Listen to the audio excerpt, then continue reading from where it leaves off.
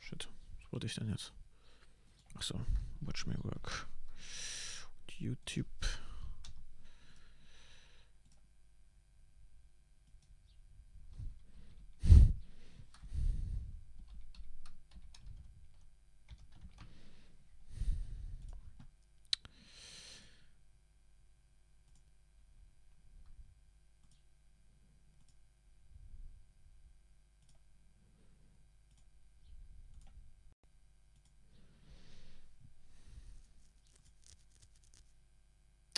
Okay, test 1 to 3.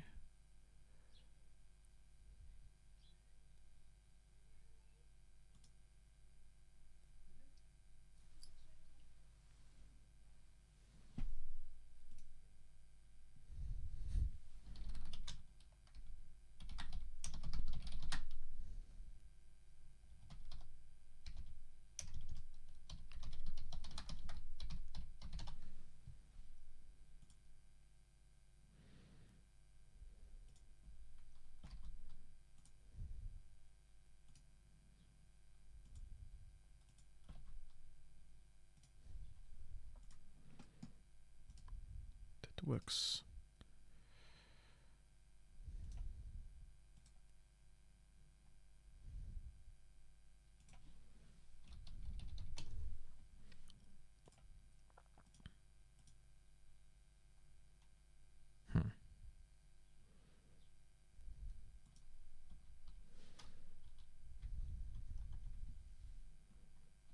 Oops.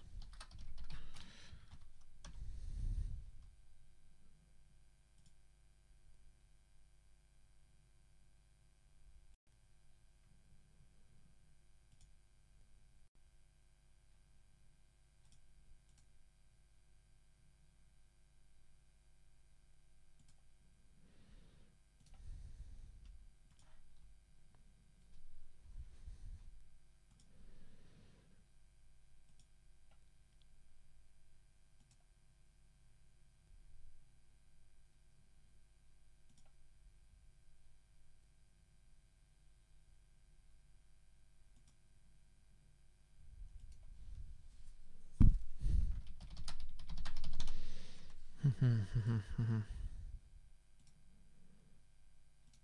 right.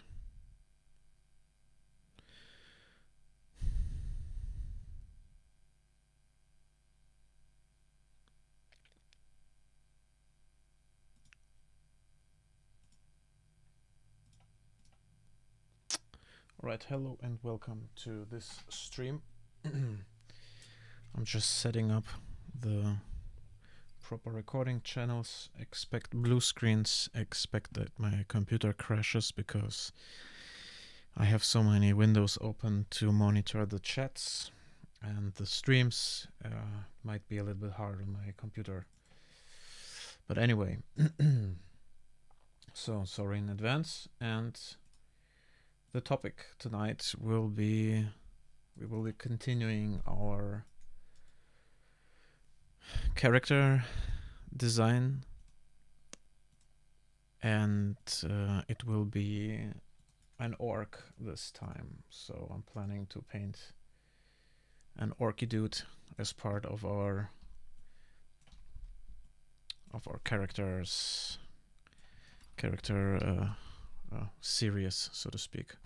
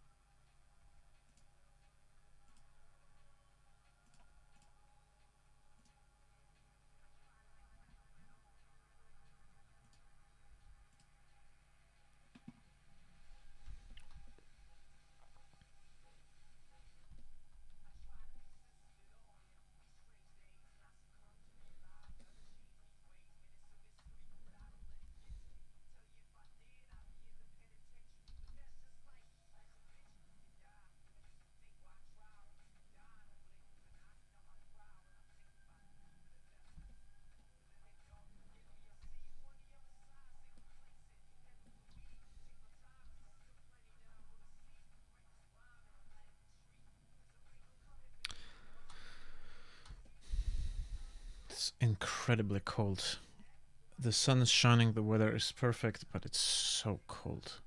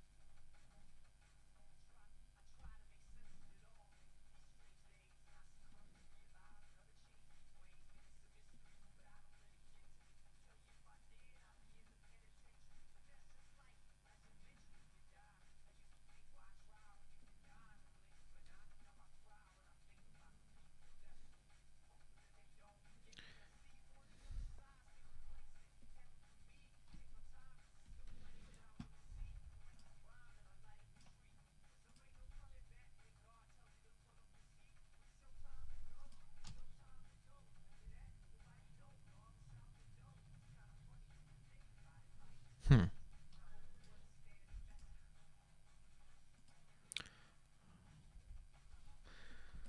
I don't get Restream. Doesn't connect to Twitch. It's annoying. I have always to check the chat manually.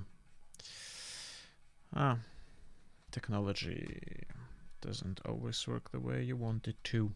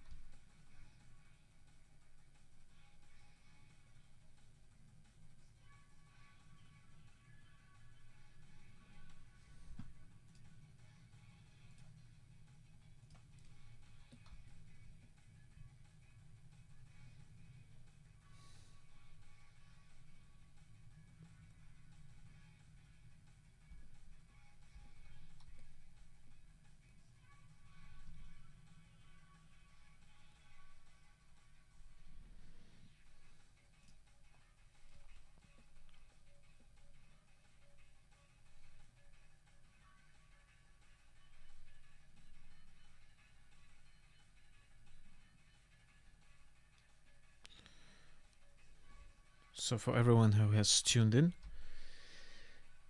this is a series of random fantasy characters that are just paint for fun. There's no apparent story behind it, and tonight I decided to paint an orc. Some kind of bulky big dude. And next time probably a woman, because we only have old guys, dead guys, and yeah, this orc in our assortment.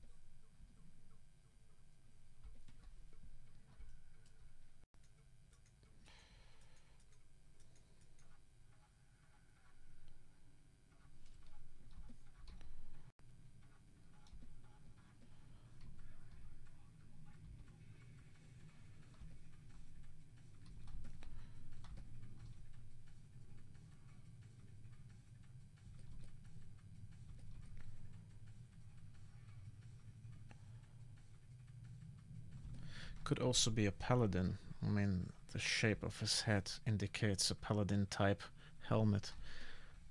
Maybe I will pick that up. Not sure.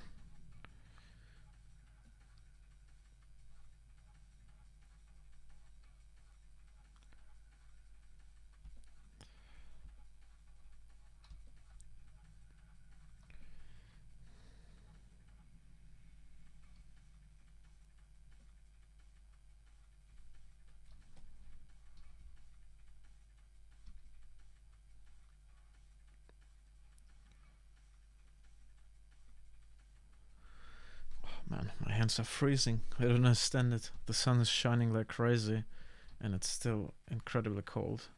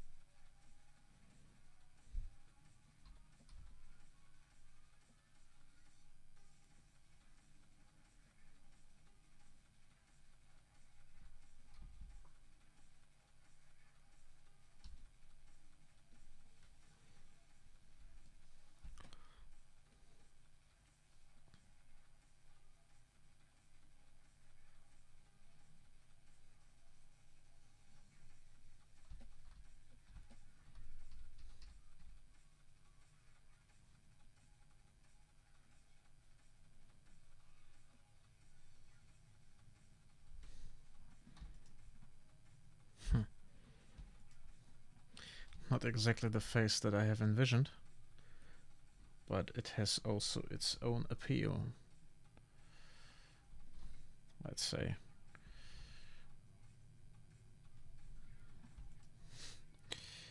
Okay, let's take care of the armor.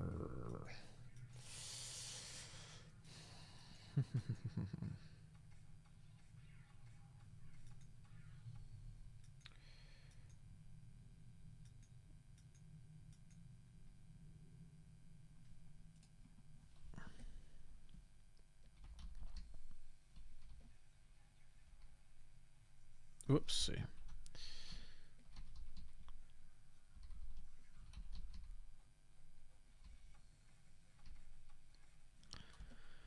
Tonight I want to take care a little bit more about the value separation of the characters. I also included a slightly more dynamic pose than the other ones. They're just standing around, so this one is kind of in a walking movement.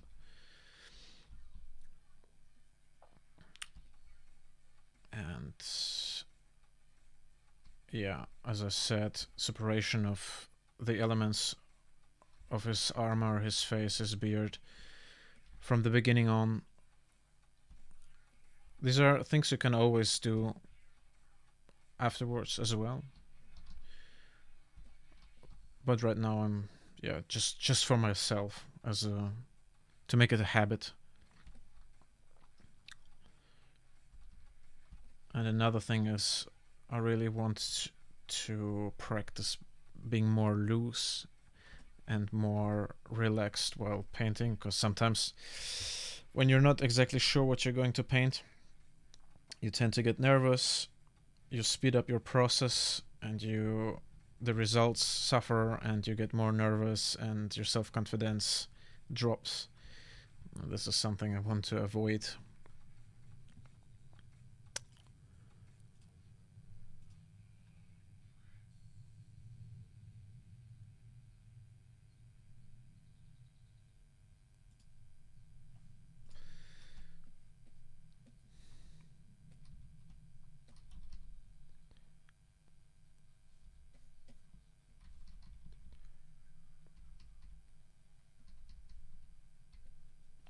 Damn it.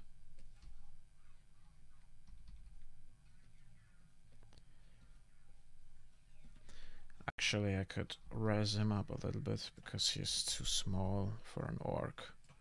Whoops.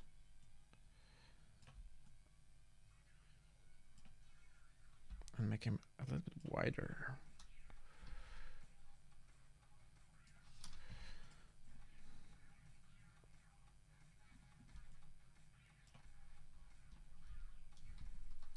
I don't know. A little bit taller.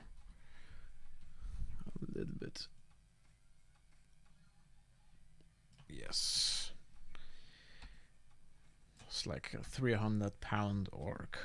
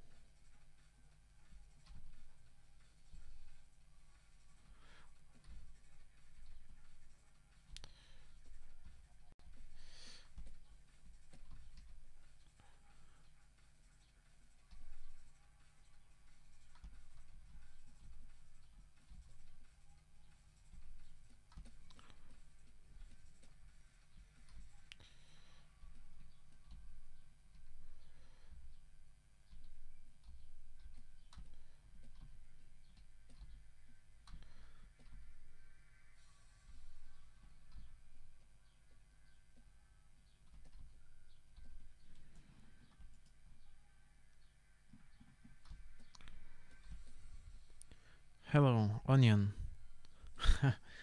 Thank you, man.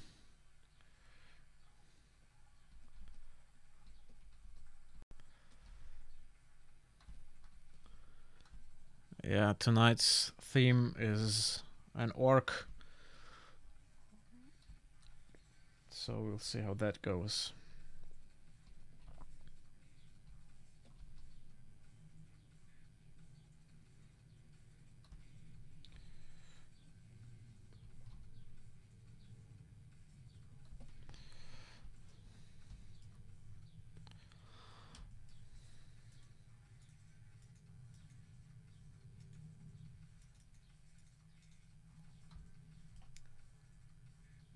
So yeah, this time I am having a slightly different approach, or a more refined approach. I try to separate all the parts already in the creation process, so I have different values and it's easier for the eye to read.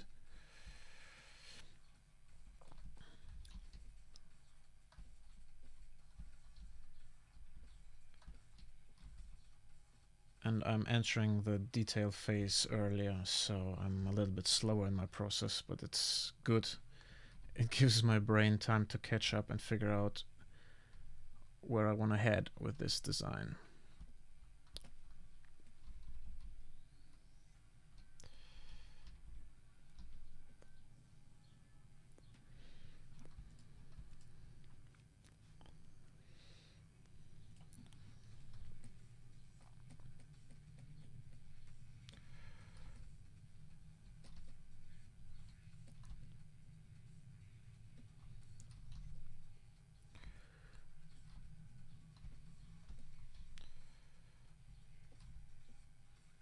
And also play with stronger shadows, because this also helps a lot with separation.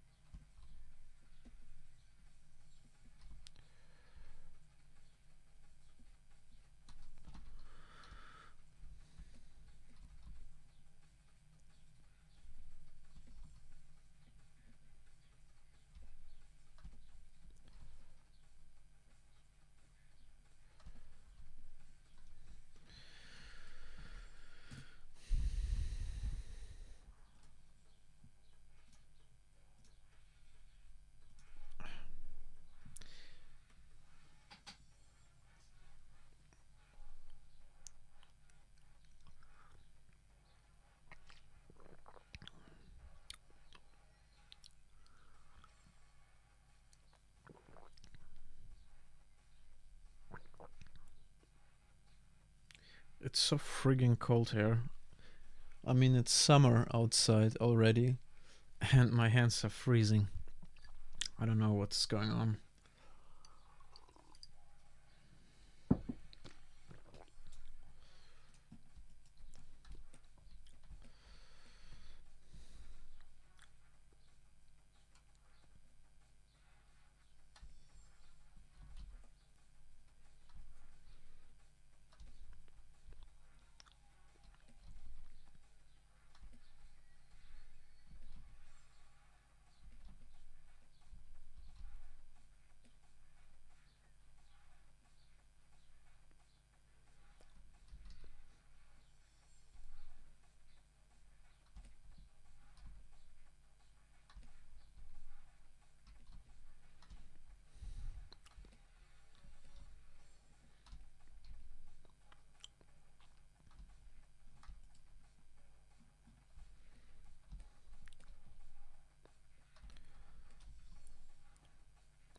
The good thing about orcs is you can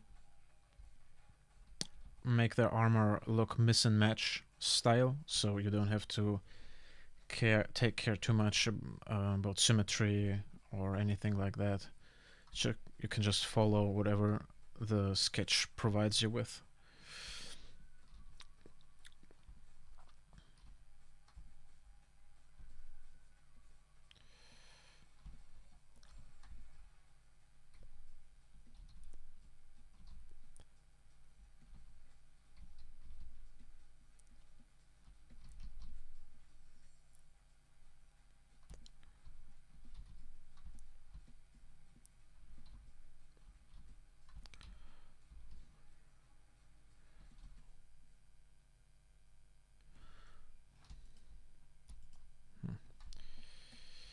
Not super happy with his breastplate.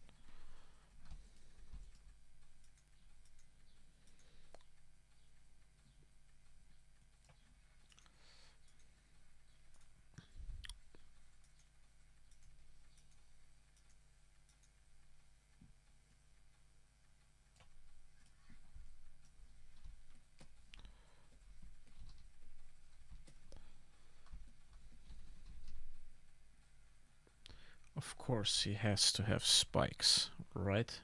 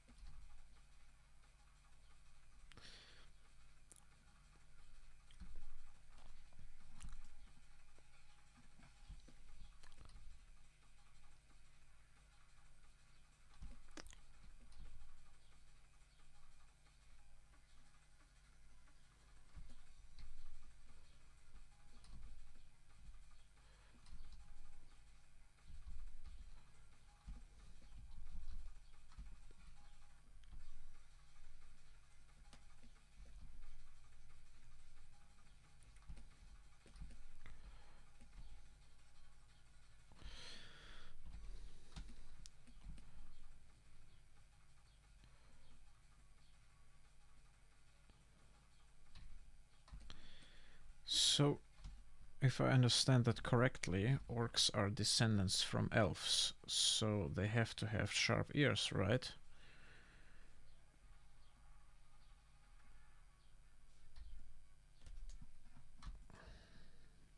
I don't know.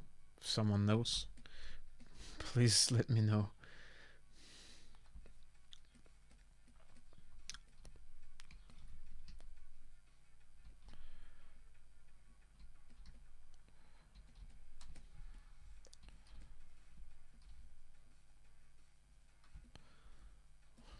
Stupid.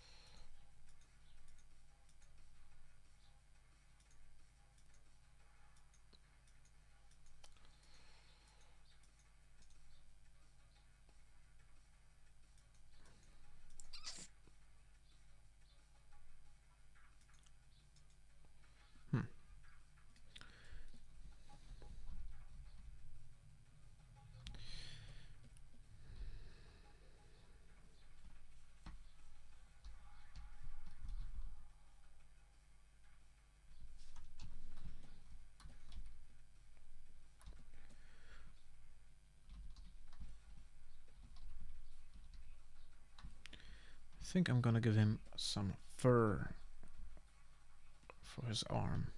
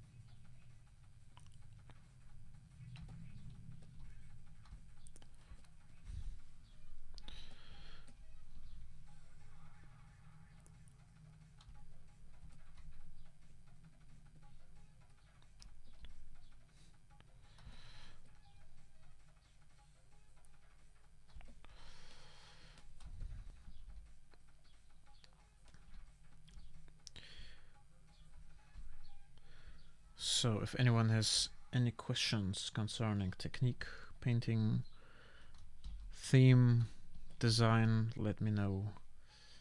I gladly answer it.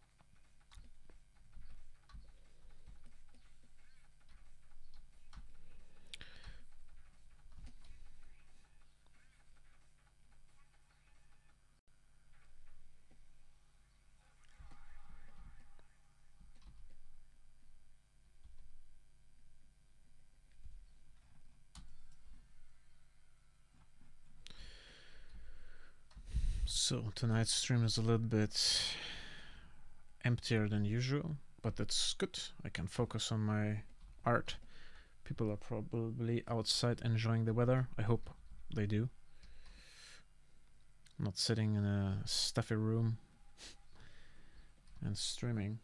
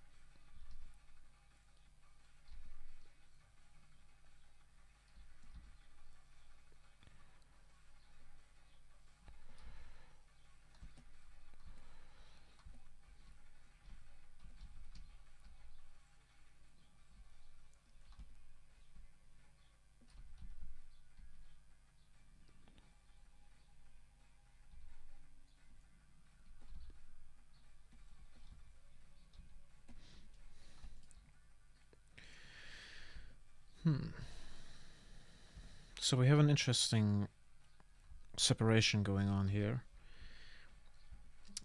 He has probably some kind of dark fur around his waist that is held together by these belts, and it continues downwards to his legs. And I'm thinking about making his chest naked, or at least partially naked.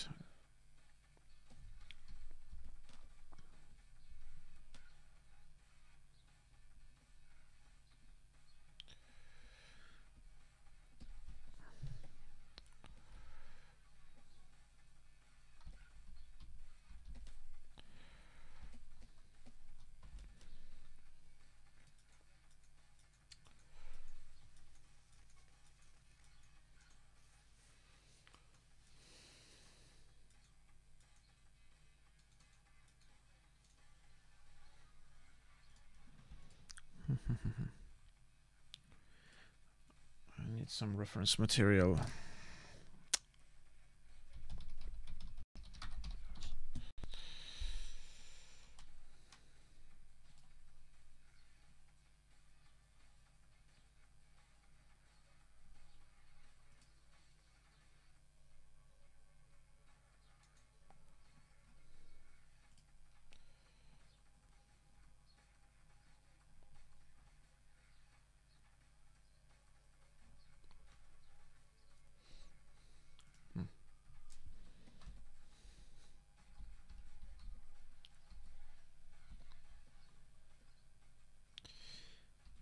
Okay, let's see. So skin is super soft because of a thing called subsurface scattering. It has different layers and they are partially transparent. So it's always beneficial if you paint skin and you want to make a clear separation between hard surface materials and your skin, to smudge it out or use a very soft brush. So you not only have the value separation, but you also have a textural separation in terms of materials.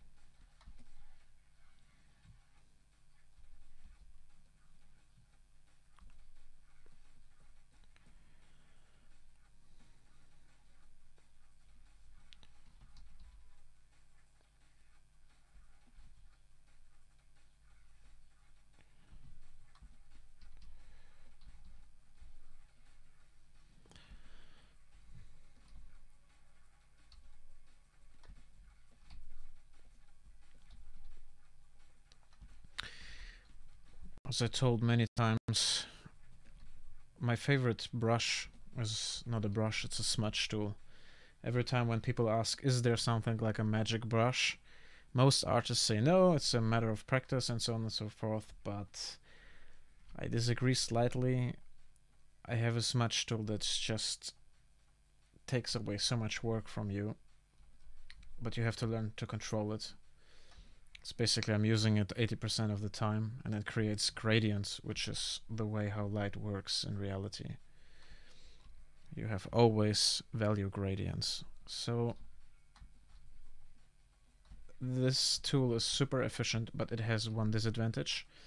Over time, if you use it for a long time, you tend to smudge together all your values and colors to some kind of blurry middle color, which is not not very exciting, and you have to counter this with different instruments. You can increase the contrast here and there.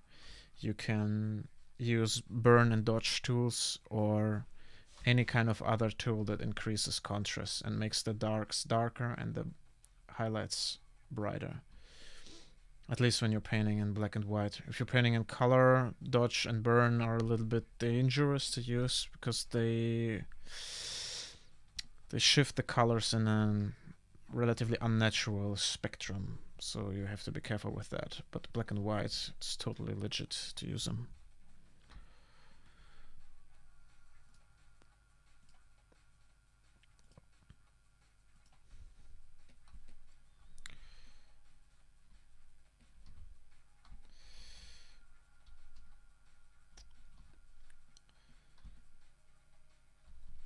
So, like to give him some chest and abs.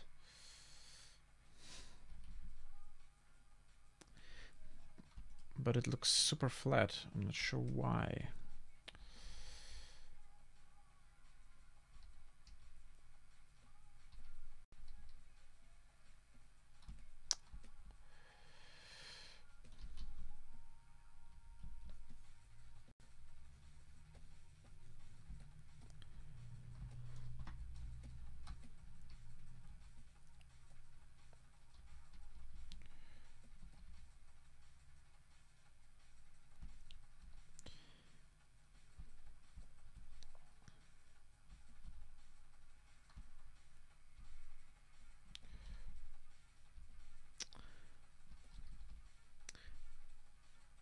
If there's something wrong with an image, it's usually something in the basis. It's not the details, because the details don't influence an image that much. It's probably something that has to do with the values. Most of the time, it's the values.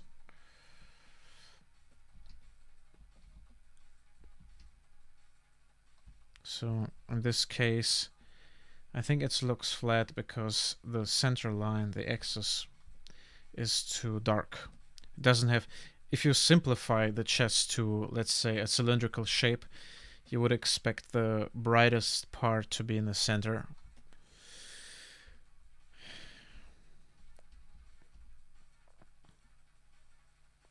Hey Greg, man, I'm doing fine. How are you?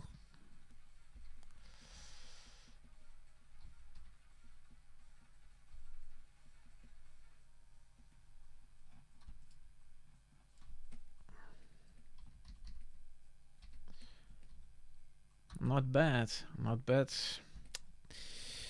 It sounds that there is some overhead. You know, there's some room to improve.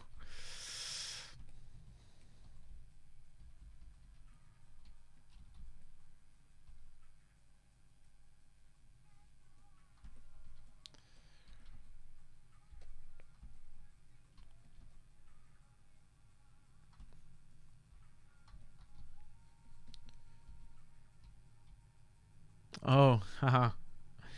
That's good. Improve your skills, I hope. And maybe your mood.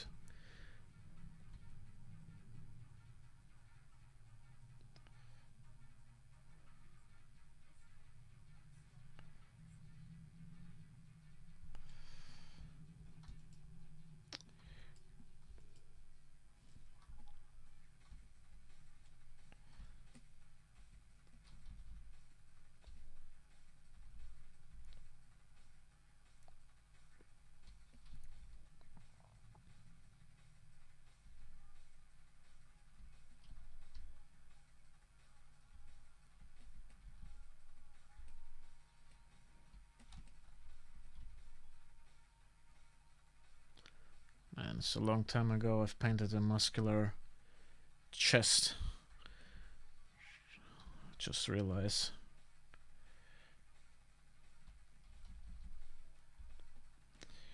Maybe I'll switch to the soft brush.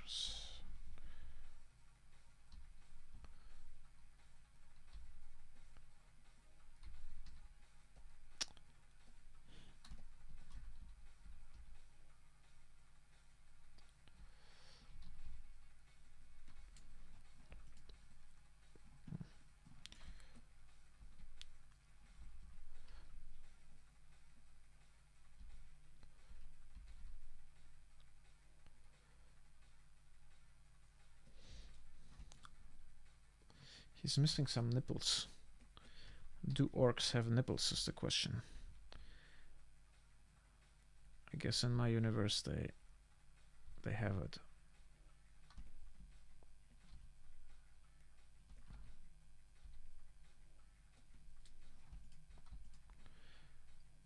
Yeah, that saved the whole chest. Now it looks convincing.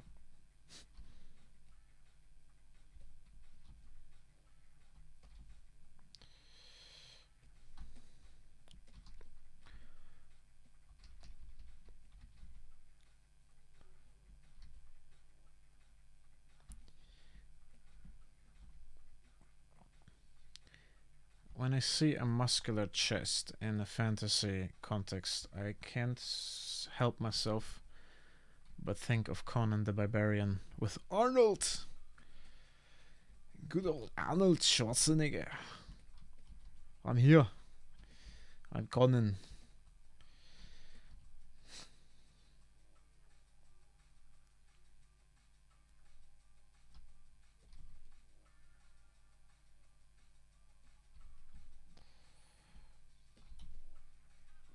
Thank you. Thank you, Greg. I was hoping that you would catch on this meme.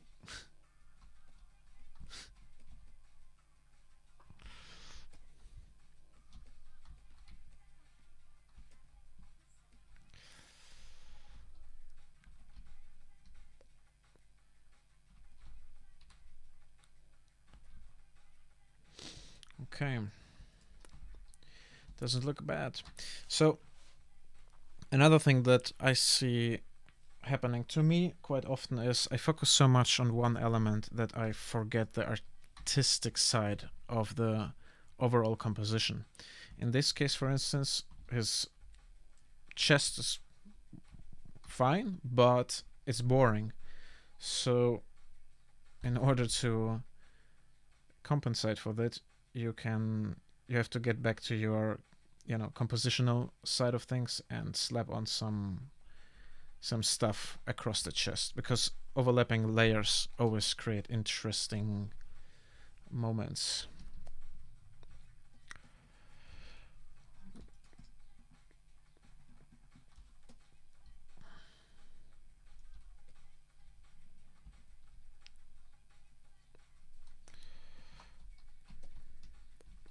Plus, you can always play with the shadow of the elements and indicate more of the shape of your chest, basically, or of the object beneath.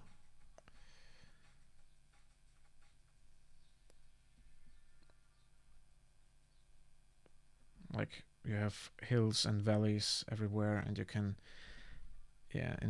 intensify the appearance by adding a hard shadow below it, and it gets more volume. It's just a little thing, but it helps for the overall composition.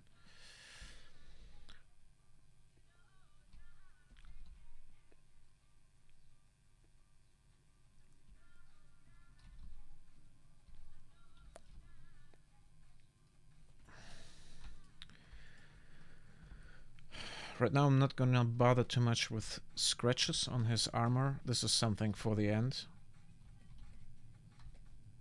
I mean, you can indicate some scratches here and there just as a remark or a note for yourself that, yeah, this material is worn. But this is always the fun part in the end, to give it detail. It depends on your mood. If you desperately want to add some details, go for it, but don't get too caught up with it.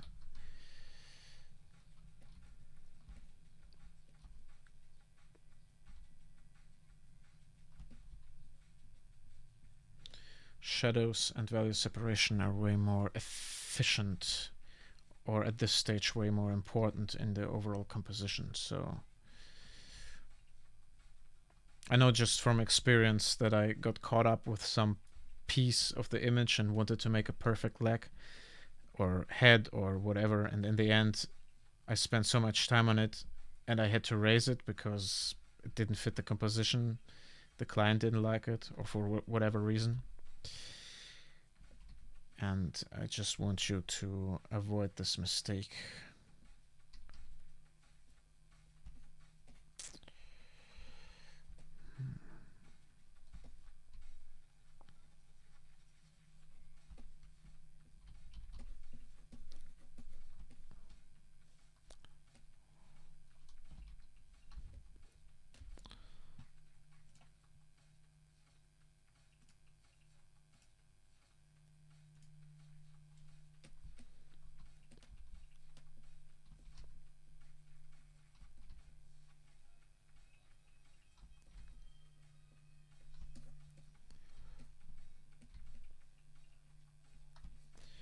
All right.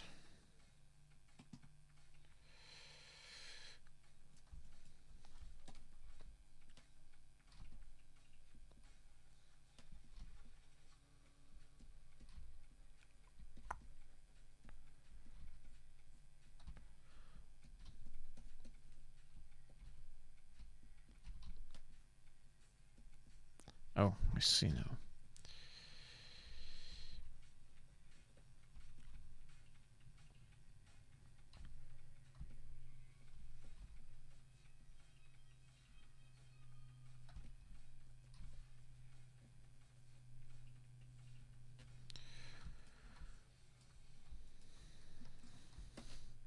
It's too dark.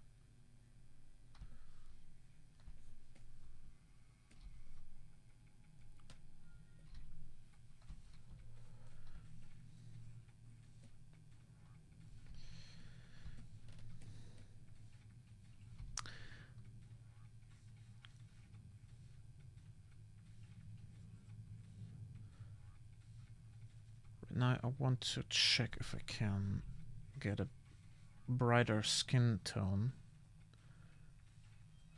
because it's too much gray and gray for me concerning the overall appearance.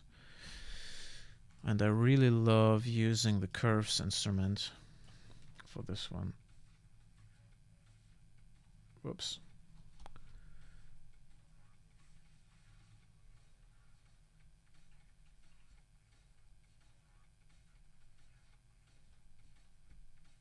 Yeah, looks good. Yes, way better. And I think I'm going to... he has this triangle armor plates everywhere. I'm gonna make them a little bit darker, because right now they're too reflective and they're supposed to be more some kind of leathery type of armor, which is not reflective, it's more diffusive. Is this even a word? Diffusive? Yeah, you know what I mean.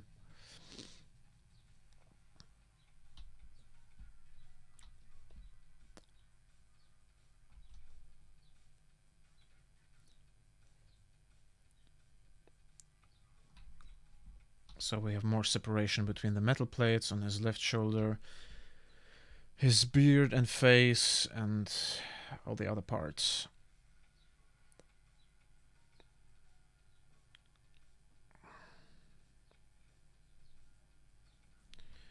So, yeah, and it has a rough surface texture. What do you mean? What are you referring to exactly?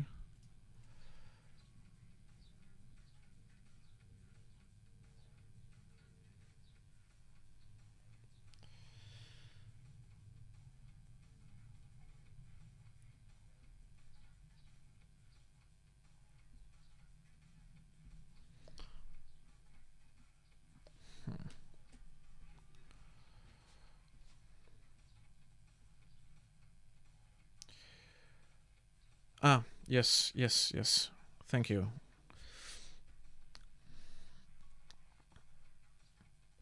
Yeah, man, you have so many properties. I mean, you're a 3D guy, you know exactly how this works with the shaders and the materials.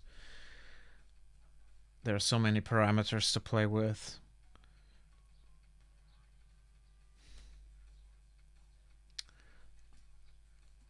I'm not 100% sure. Yeah, the cool thing about this curves is you can for instance, if there is an edge that is very reflective, you can keep it, but drag the midtones down to a darker level, and it gives you a lot of control, and it's really, really powerful if you prepare something for printing, I have realized. Yes, and Greg, you're completely right. It's supposed to be really rough. I mean, it's an orc, they don't wear shiny armor, right?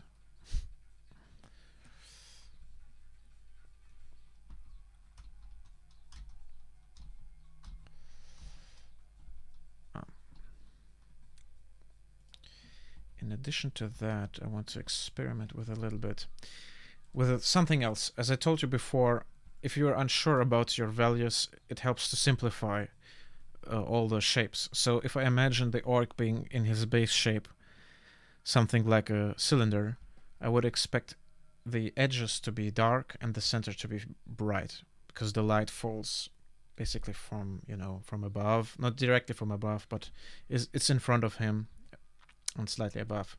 So the sides can be darker and the middle part can be brighter, and this helps to give it more roundness overall. And again, you get a cool gradient over the whole structure of these things. This is something it's not that easy to keep in mind while painting, because you have so many things to focus on: design, pose, light, material, this, that, narrative.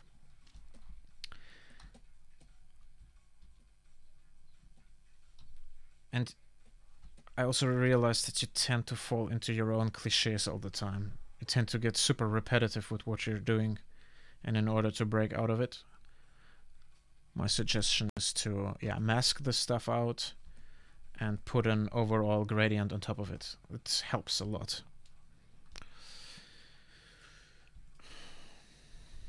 I mean, in some parts it's maybe a little bit too dark, so we can reintroduce some of the gradient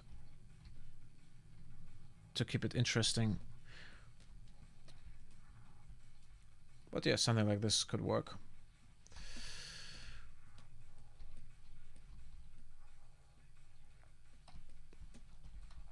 If someone, there is a guy who is really good with values. His name is Anthony Jones. If you want to look him up, it's one of my sources of inspiration concerning this kind of approach, so to speak. So in areas where it's so dark that you cannot separate it, or you don't see all the elements separated from each other, you can give it a highlighted border so they are better readable and you can distinguish them from each other better. Because almost every surface, I think almost every surface basically has a,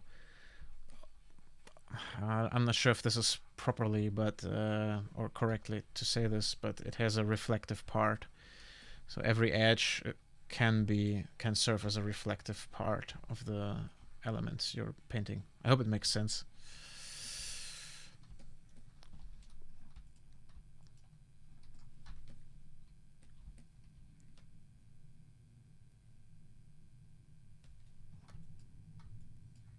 Yeah, something like this.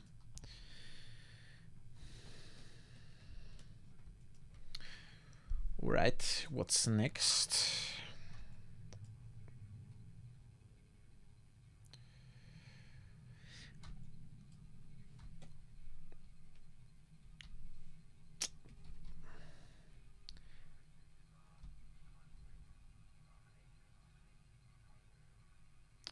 Oh man, thanks.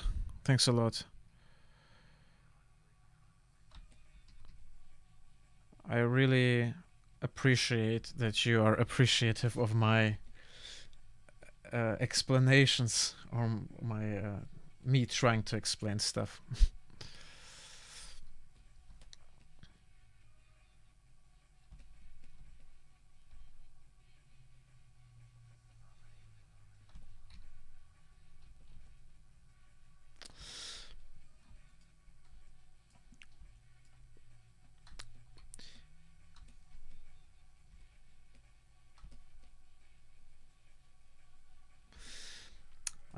really want to give, this is a compositional thing. I really have the feeling that it could be cool in this part between his his left arm to have some hair in the background and to fill this void. Because I imagine him having long hair, and so you can play a little bit with the shapes, and it's, you know, indicate some wind or indicate some dynamic. Hey, Squishy.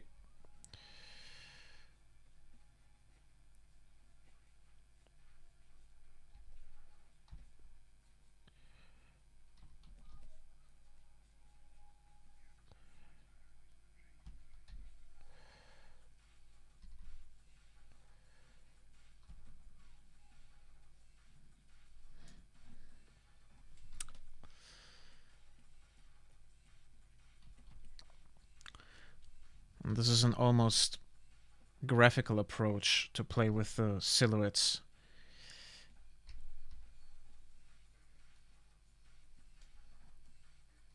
Yeah, but this looks cool. It just doesn't have to intersect here.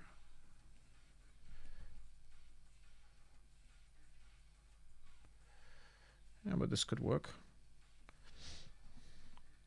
Yeah, it looks nice. Now I give it a gradient.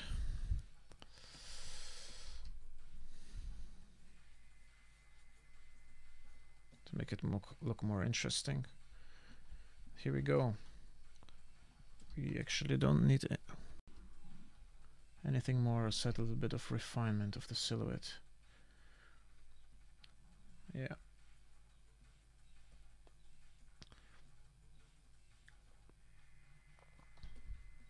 But this is also one part where I really love to play with less detail, just with shapes. And it controls the focus of your viewer's eye, because the hair itself is not interesting. It doesn't matter if you render out all the single hairlines or not. Just the overall shape, the silhouette is important. And that's it. We don't need more. And it actually looks also way more interesting than if you render everything out. In my opinion, at least.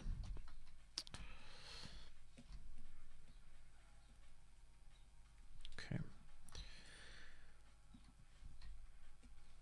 I'm going to leave this a separate layer. Whoops, just in case.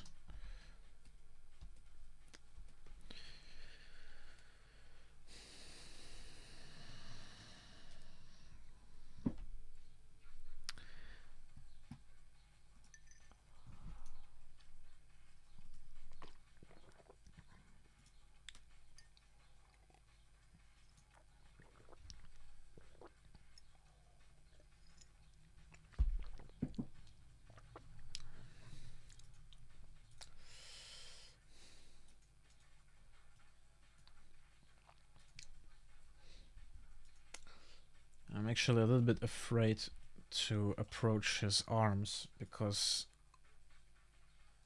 right now the way the design is looking, he has to have naked arms. And I'm not sure if I want to paint a bicep, because it's going to be tricky in this kind of pose or in this angle. I think I want to take care of his pants right now.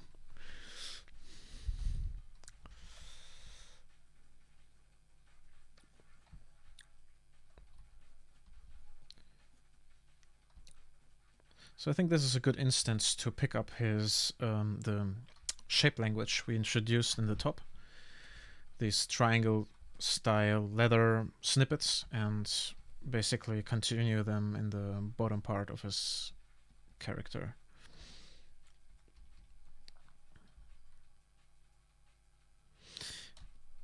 Yeah, man.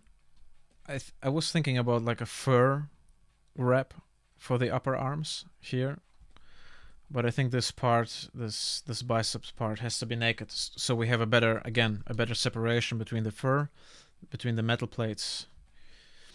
So there's a, you know, the value here is brighter than the surrounding area.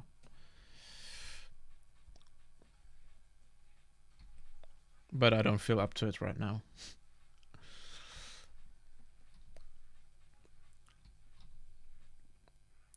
You can also procrastinate within an image. Isn't that fascinating?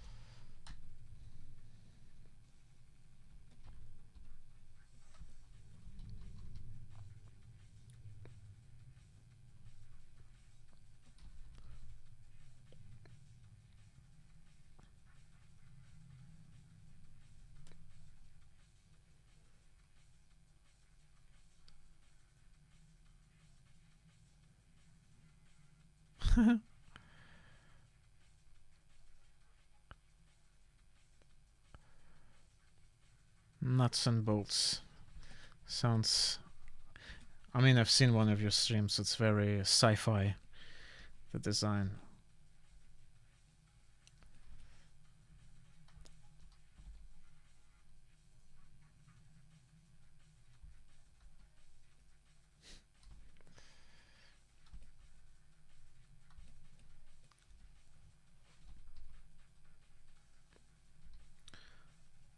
I mean, the funny thing is, fantasy is actually not entirely my focus currently. I'm working on my, my short movie, which is in a sci-fi dystopian world.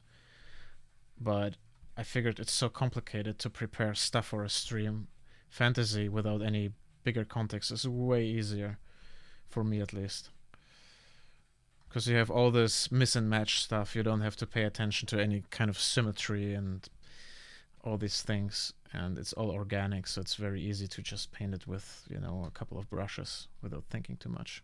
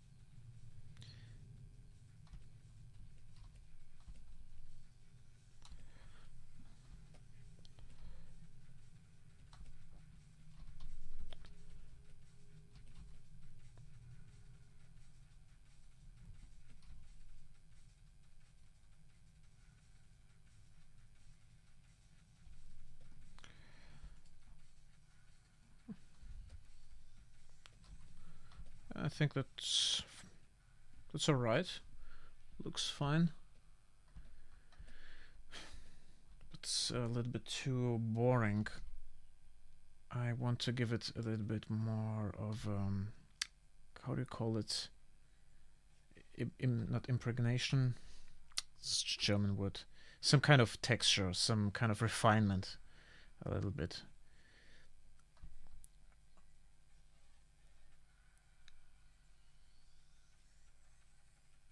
Like a stamp on top of the letter.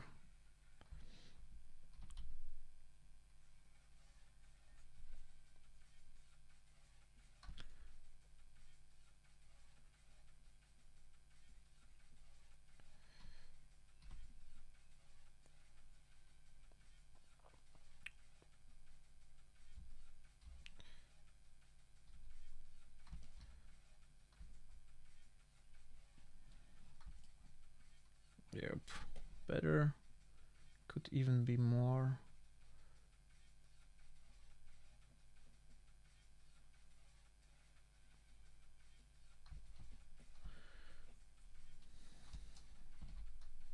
Yeah, nice. Actually looks really good.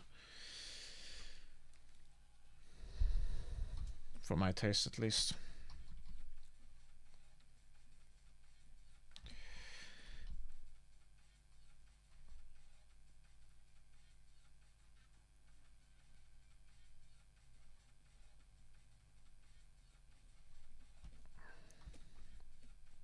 Maybe it's held by some kind of metal rings to the upper belt, something like this.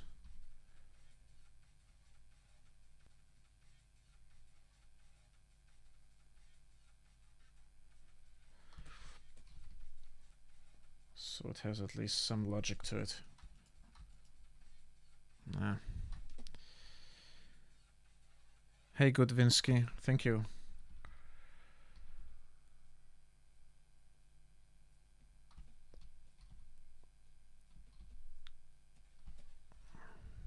Huh, yes. Yeah, Joji Shinkawa was one of my idols during the 90s. It was actually the first concept art I have ever seen in my life. So yeah, a lot of my design methodology is based around his technique.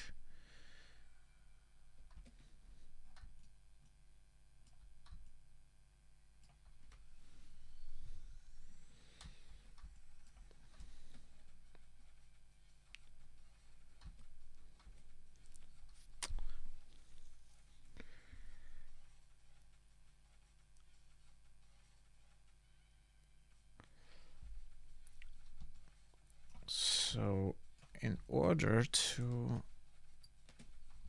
First I want to improve a little bit upon the metal here. I want to make it a little bit more shinier, which means basically increase the contrast. Because I want to have another metal element in this image, and I will show you which one in a bit.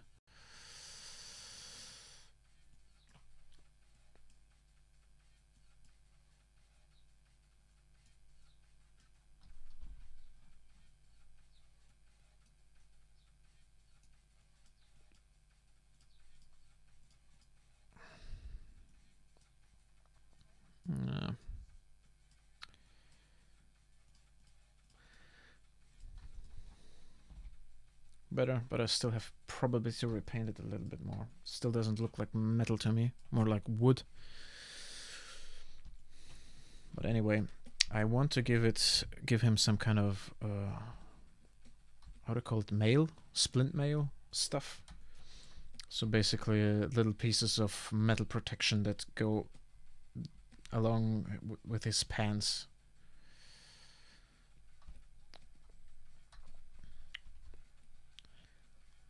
Let's see if we manage to apply this.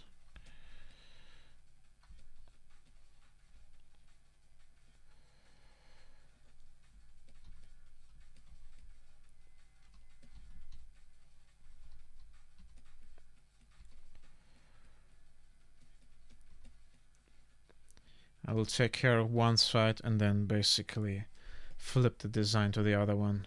So his left foot just serves as a prototype right now.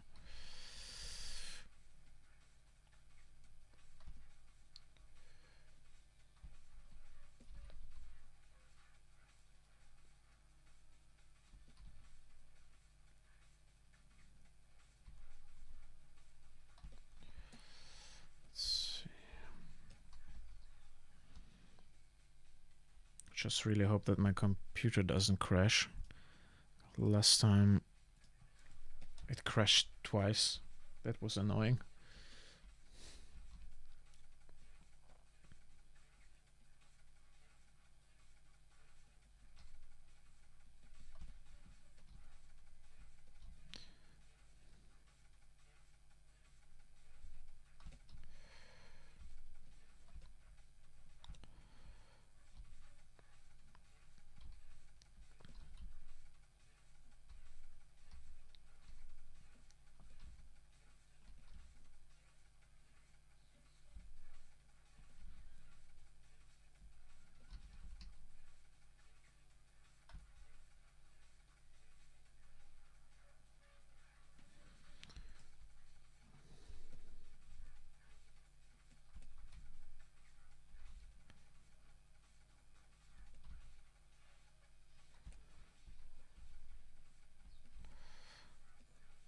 trying to get my head around how it falls, how the drapery is here. Trying to keep it simple because it's a very thick material, so the drapes are not going to be very, very detailed. No, I don't work in the industry. Not anymore. I used to work in the games industry, but mostly for independent companies. But I kind of stepped out of it.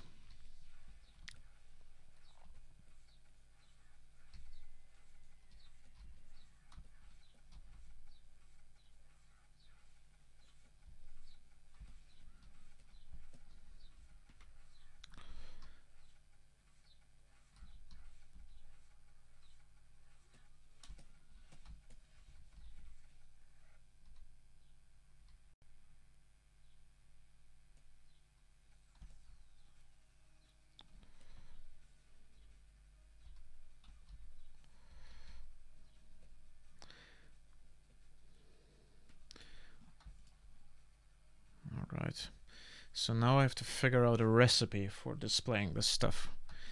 Because once you know how to display a material, you can apply it to a whole surface. But right now I'm not entirely sure, so there will be some back and forth probably.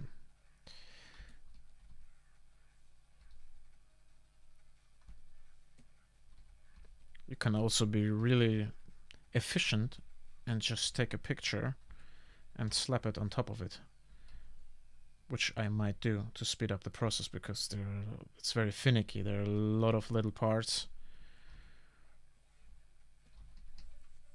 And then just paint over it.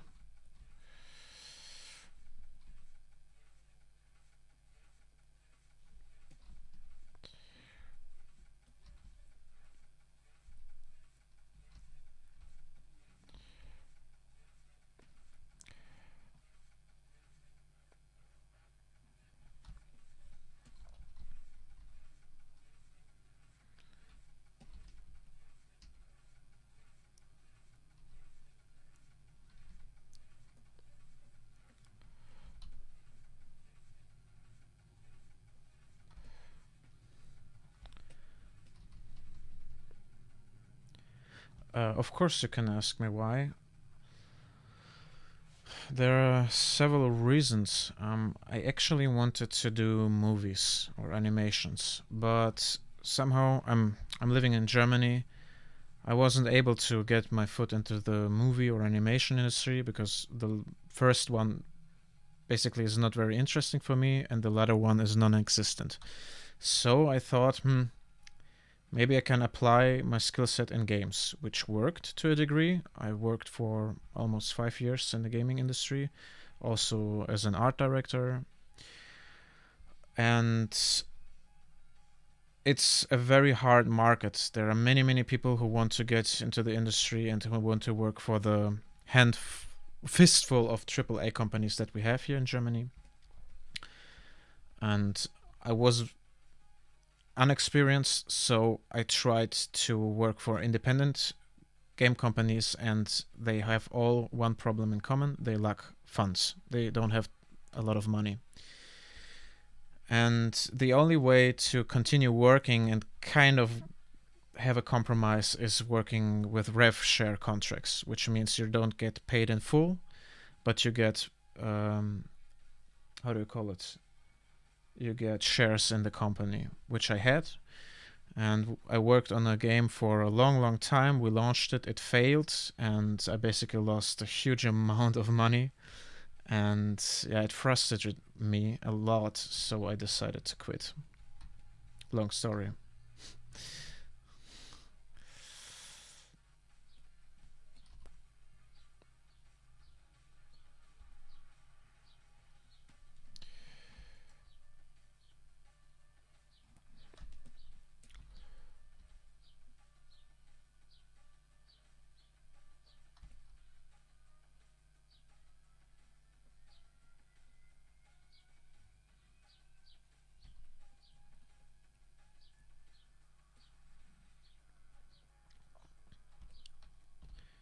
Just to expand on the topic a little bit. I see a lot of artists, and they all have one problem. They are bad business people. Oh yeah. Yes, yes, yes, Greg. That's exactly the point. Yeah, the problem is most game makers and most artists are not business people. They are visionaries in their own rights, but they are not business savvy. So they all work for super low margins, especially in the independent industry. They are not very good at pitching their project or presenting it to some kind of, how do you call it? To some kind of board that might support them in some way. And that pisses me off, quite frankly, because they all are waiting for some guy to come ahead, take their hand, and say, okay, you're a good artist, I will hire you, here's your position, now work.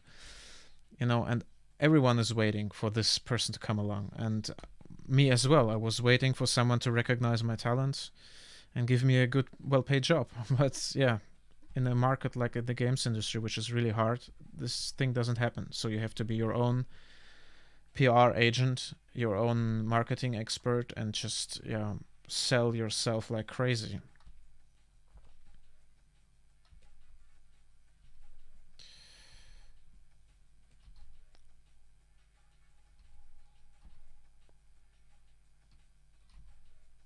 I mean, I've heard stories that in the 80s, in the movie industry, it was exactly the same as with programming it is today.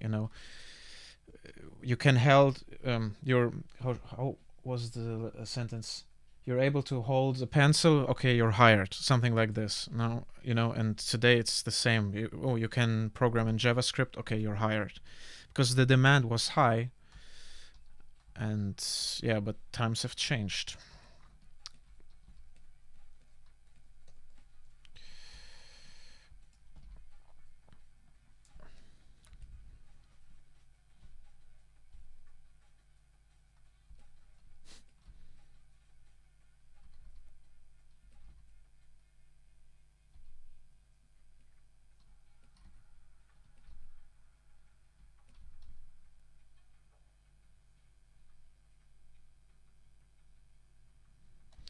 Okay, that works. I've just indicated them, but I know it will work from the degree of detail. I don't want to bother you with me painting some kind of splint armor stuff.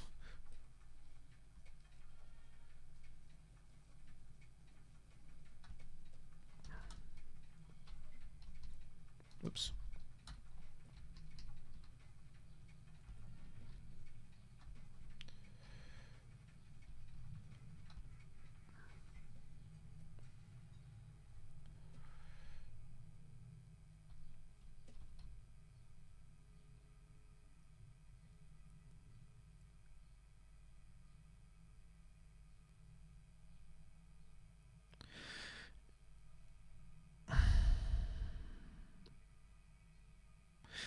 Yes, you're right. This can be an advantage, though. Oh. The point is, I think our society is. Oh man, this is going to be very philosophical, I guess. Well, okay, there is a demand for art, definitely, because you can improve upon designs everywhere you look, And I think your job as an artist has become to sell this idea that there is room for improvement. All right.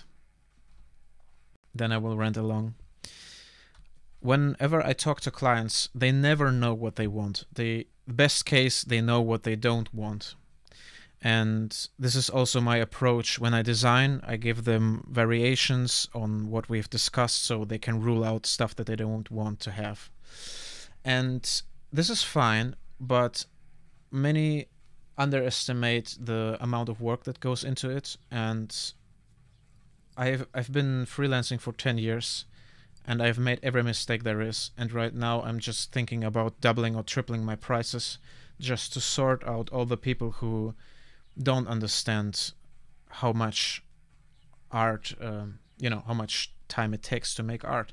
Unfortunately, there are a lot of artists who sell themselves cheap out of desperation. This is a problem which always will be there, and the only counter mechanism for it is to have a very strong USP, a unique selling point, a set of skills, rhetorical skills, artistic skills, comfort you can give your clients, or a combination of skills that sets you apart from the, everyday service provider.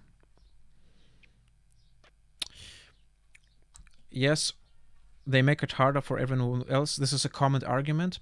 I've been thinking, since I've been in the art scene here in Berlin and I've talked to many other people, I've realized that they are too afraid to learn the business side of things, and maybe it would make things easier for them to make something like an artist lobby and basically tell everyone which prices they have to take minimum. But this is so much work, and I assume there will be a lot of counter movements for that. Yeah, then let them have the cheaper guy. If they don't value your art, it will be hard to work with them anyway.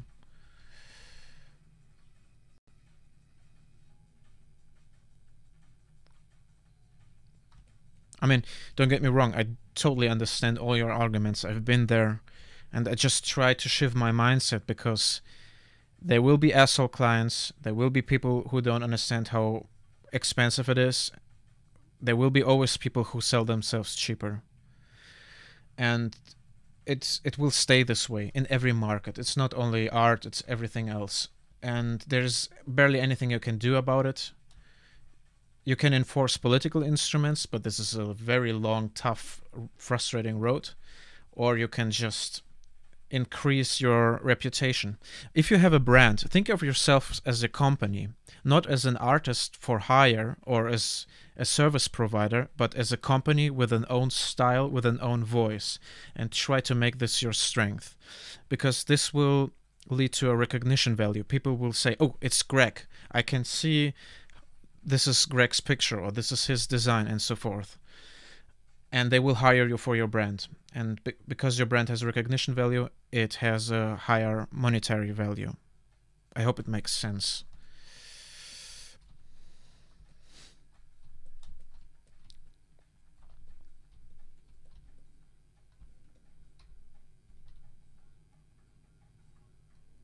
All right. Good. Business talk with Demoralized.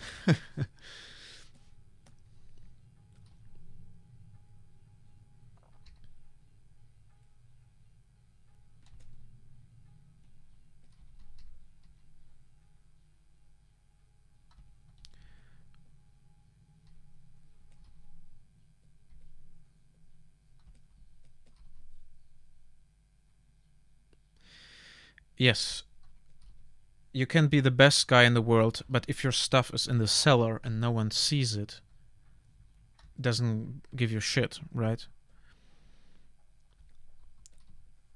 But personally, I would say keep a good balance between your hard skills and your soft skills.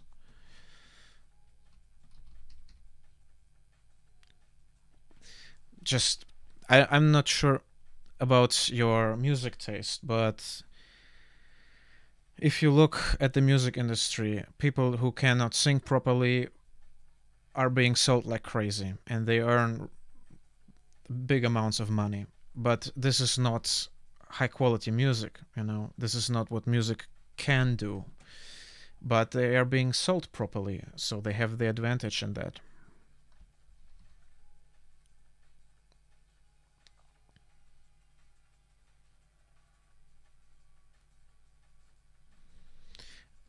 And I know the hardest thing is not technique.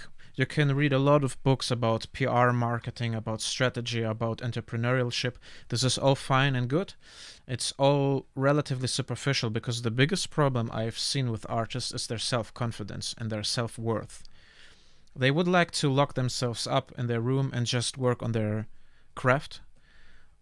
But in order to survive and live of it, you have to be able to sell and market yourself. And sometimes When the stream is shit, or when some of the projects is shit, it doesn't matter. You still have to sell yourself, even if you don't feel like it. Like, create a switch in your brain to switch between agent and artist. It's possible. I'm quite sure it is.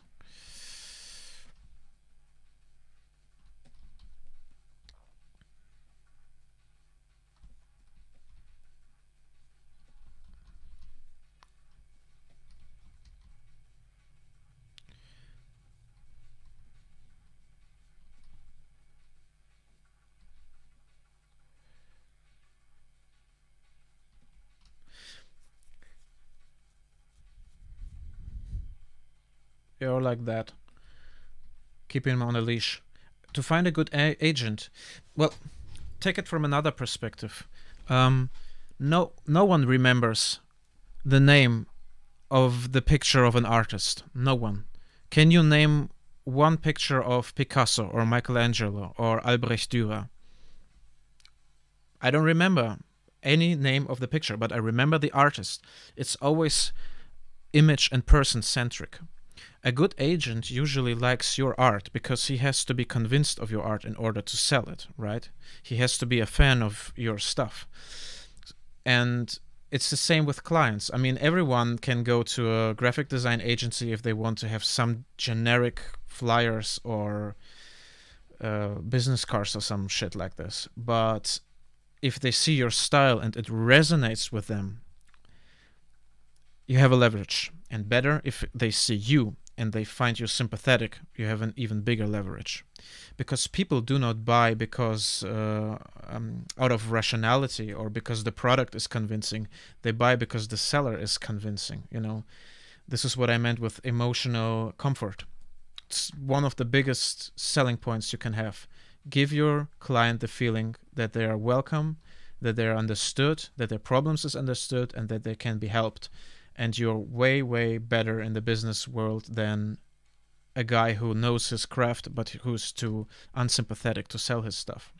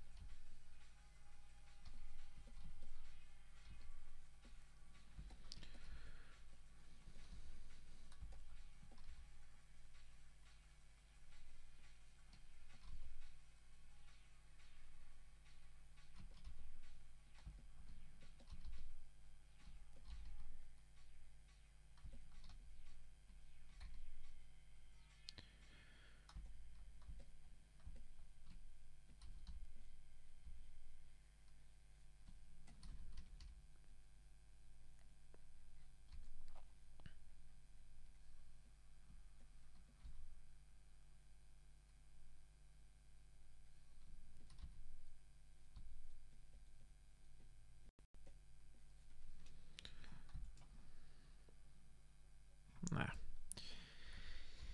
wanted to give him a little bag, but it doesn't fit.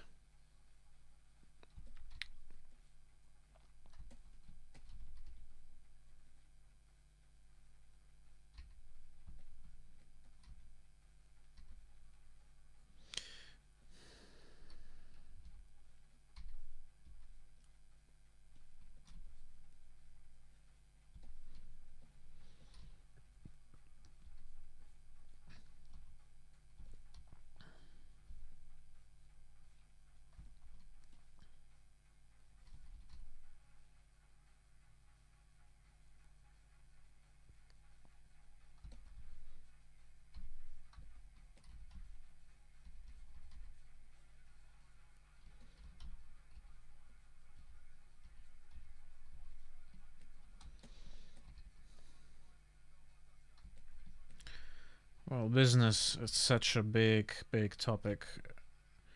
I mean, it's primarily psychological in nature. And I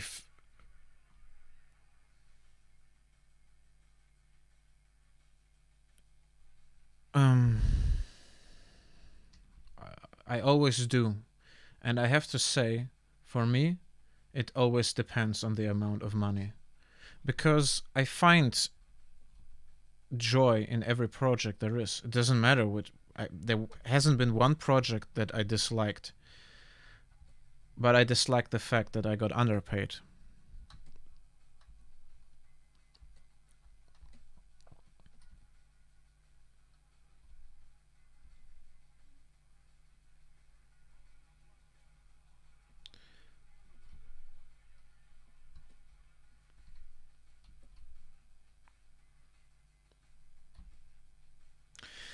I mean, sometimes for the just for the client to save money, if they approach me and they want to have a very different style than I have, I tell them it's doable, but I have to adapt the style and it takes time, and there are people who are better suited for this. This might be a case where I reject a client independent from the budget. But for instance, I hated graphic design. I hated it. I didn't understand the appeal of it, but now I love it because it actually gives me more money than illustration. There is more demand for it. There are companies who have way better financial structures than the games industry, like the pharmacy companies. They have tons of money and they need, you know, flyers or presentations or something like this. And yeah, the aesthetics might be boring, but if the money is right, I will happily do it.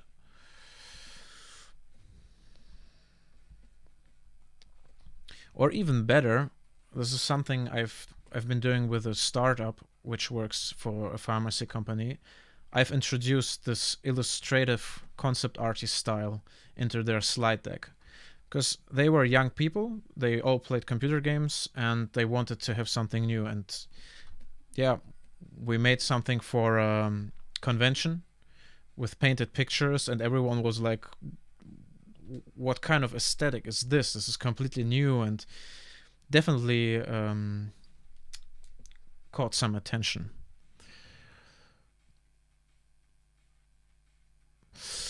Yes, Greg, I understand this.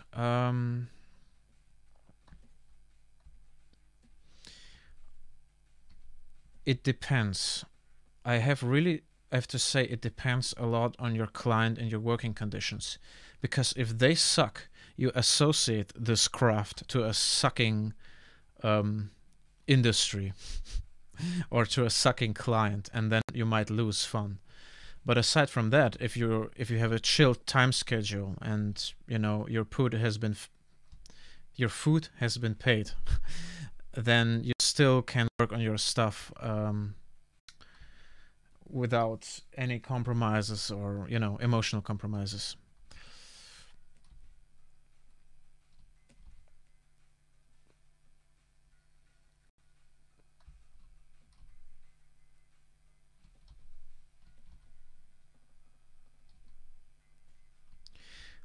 But it's also another point that might be interesting is your mental positioning.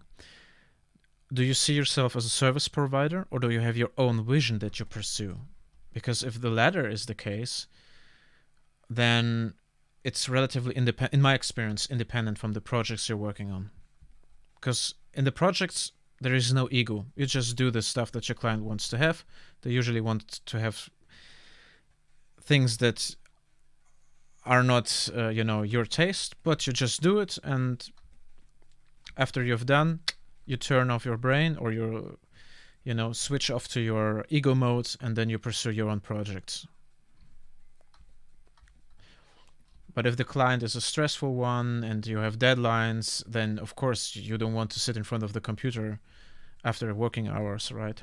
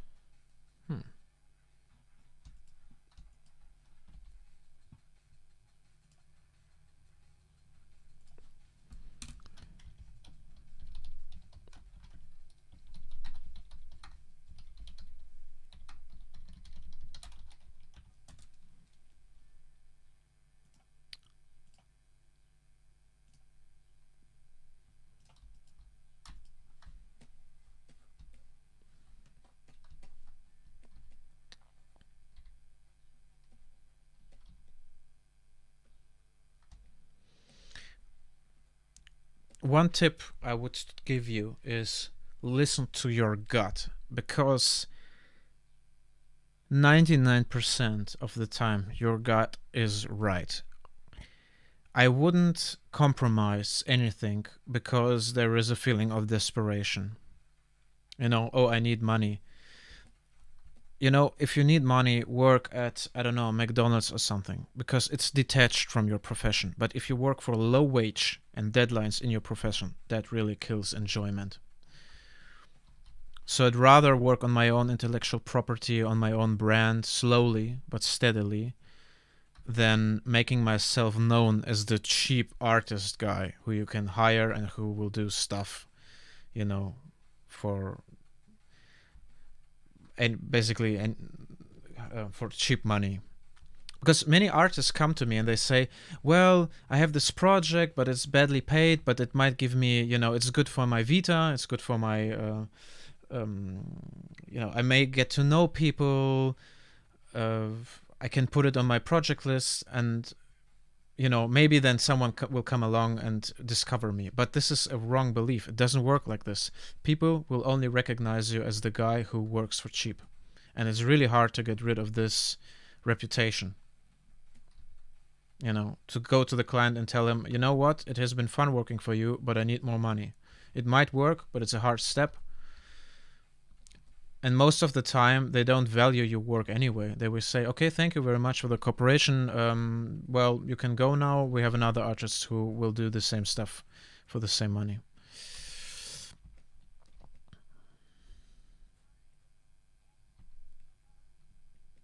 And every time I had a client where I didn't have a good gut feeling, but my desperation told me, oh, you have to make it as an artist. You have to prove it to yourself.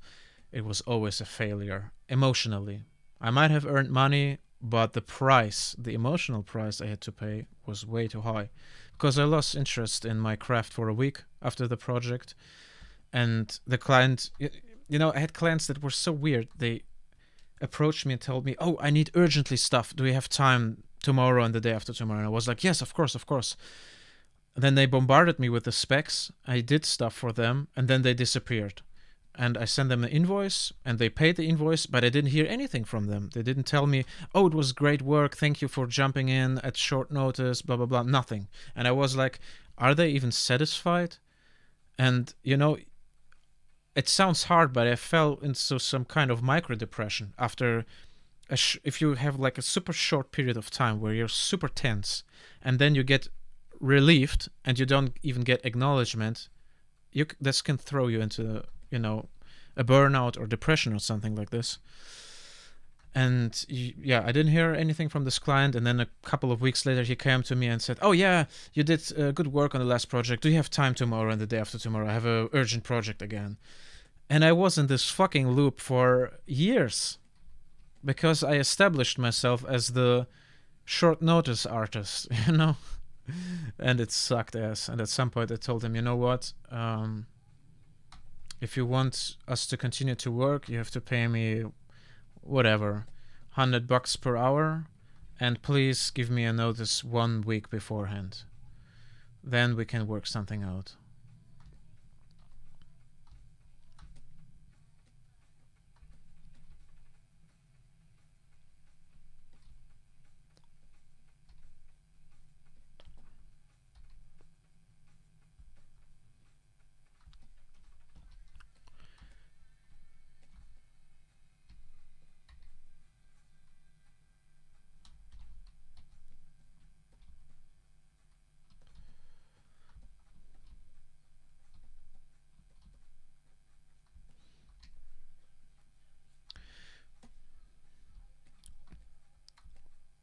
One other thing I've been thinking about lately a lot it's called customer education.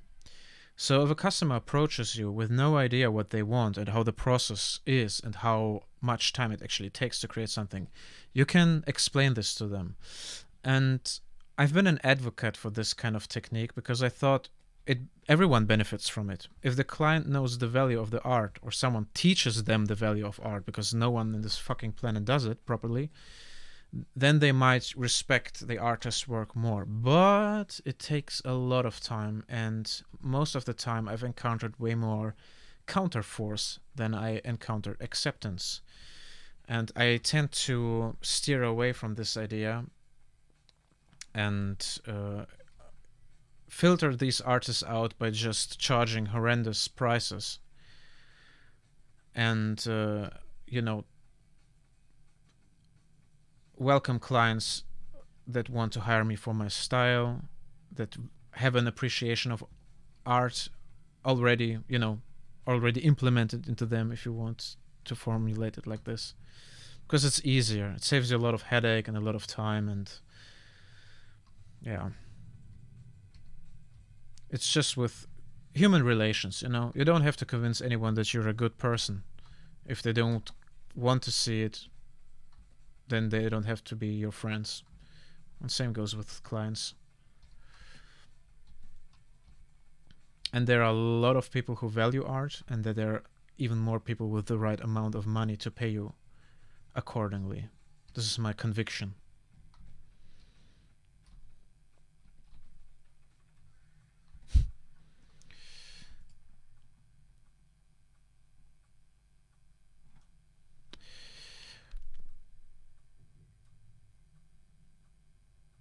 No, your English is fine, man.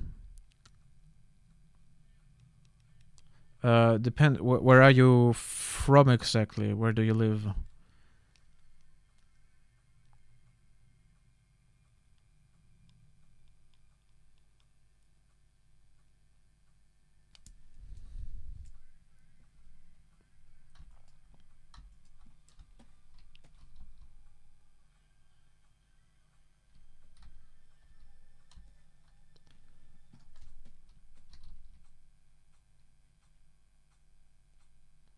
Because most countries do not have concept art in the university. You have to go to a trade school, which costs 40,000 euros per year and is somewhere located in Malaysia or USA.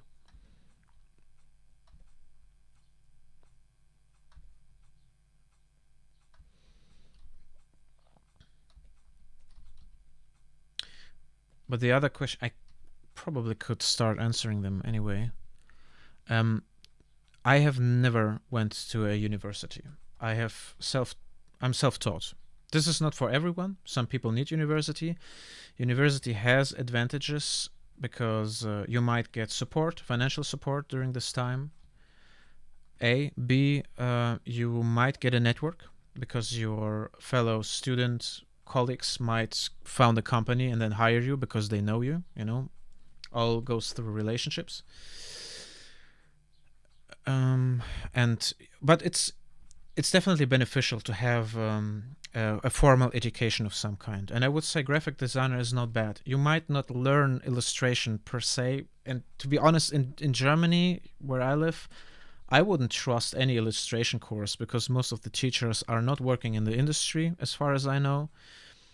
And they have never been up to my standards. So you might be better off teaching illustration and concept art yourself, but have a graphic design as a foundation.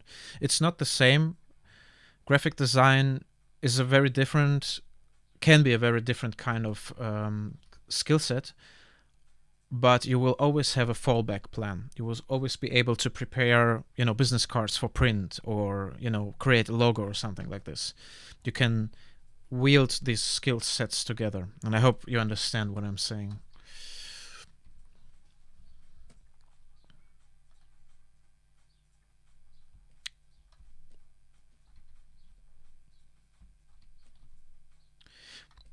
Well, graphic design is not an art form. It's a hard skill, or should I say, service provider skill. This is something that some people might tend to confuse because graphic designers in the 70s used to be way more artistic than they are now. At least in my opinion.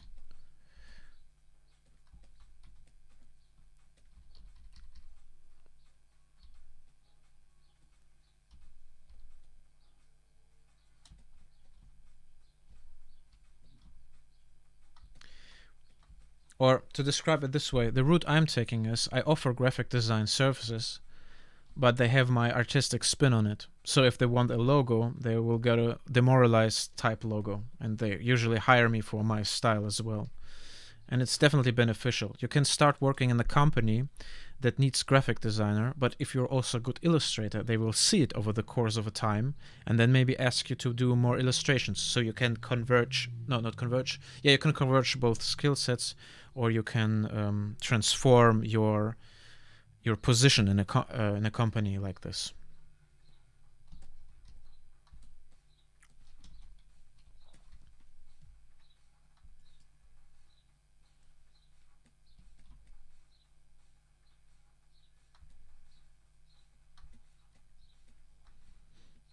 Does it make sense? Oh, hey, Rosh. Sorry, by the way, you asked me something last time during the stream, and then my computer crashed, and I couldn't read your answer. So sorry for that. It was not intentional.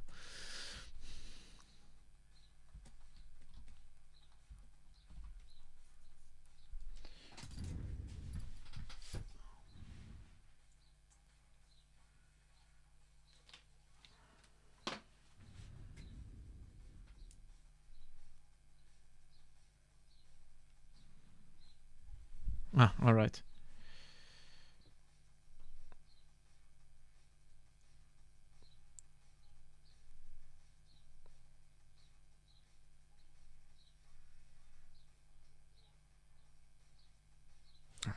All right.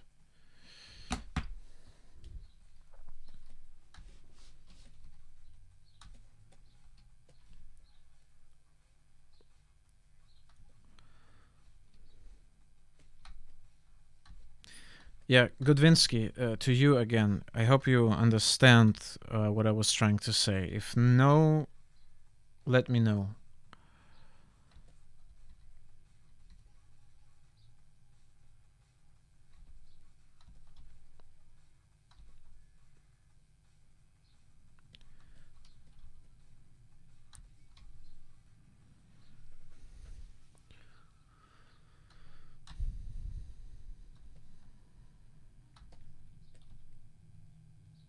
Oops.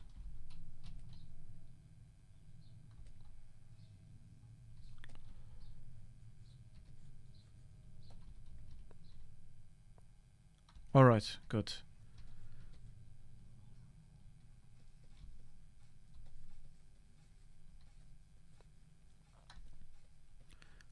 I mean, if I had a chance, if I had more time, I would probably study graphic design as well. Because I found it has more than the skills you learn, it has a lot of benefits for your psyche. It gives you some self-confidence. You have a degree you can rely on, and especially in the business world, if you try to sell yourself, people might, ask you, have you studied? Because they need trust. Whenever you sell your stuff, or whenever you sell service, they need to have the feeling that they can trust you and that you know what you're doing. You can be self-taught and better than every other graphic designer, but for some people it's vital to see that you have a degree. So whenever I sell myself, I have a little problem there, because whenever they ask me if I have studied, I say, I've never visited a university in my life, but I say, yes, I have studied it. But what I don't tell them is that I have self-studied it,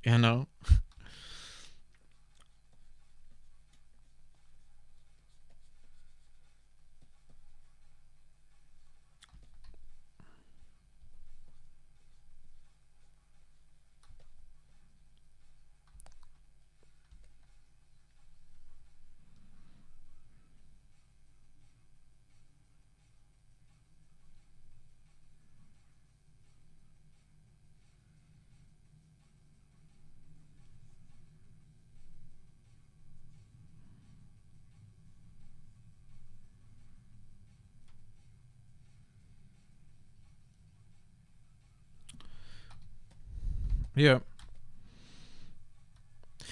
Yes, you're completely right.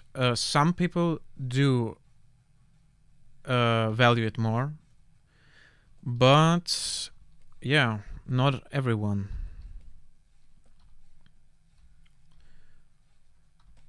especially if they don't have an understanding what goes into self-study or goes into, you know, illustration or graphic design or 3D.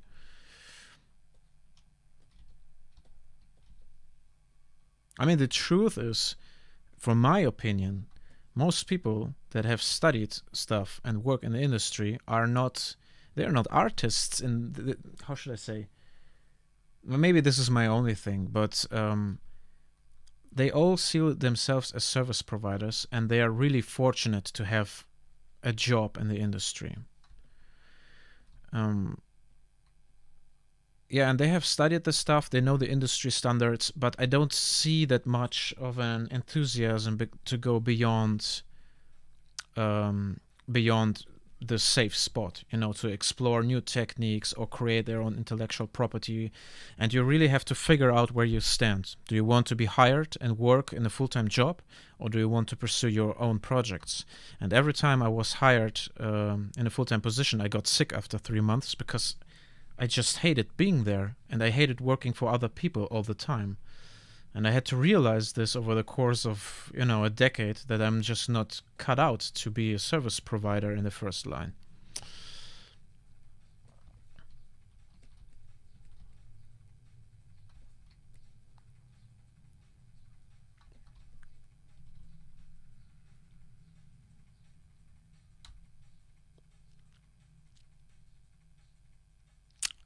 Yeah, he has cut the back in pieces, you know, sliced off the skin and put it on his belt, and, you know, drilled some holes through it.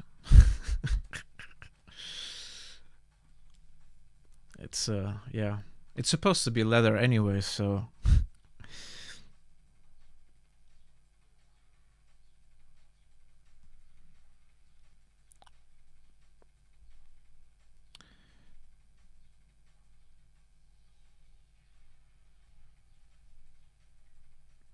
One second, please.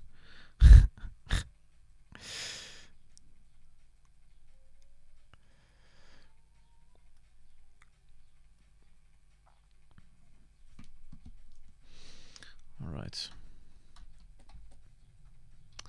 I don't know if this word exists in English. In German, it's called filet. You know, filetiert. It's just the way of preparing food in a certain manner.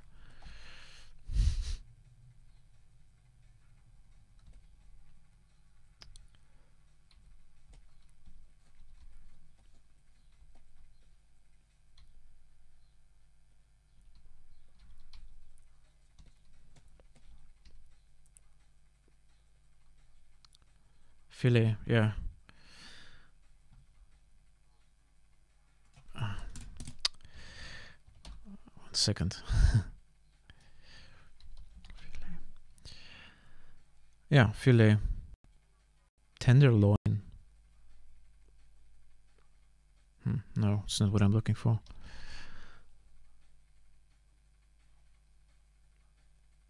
Anyway, it's getting too technical. Hello, headshot for good. Thank you very much.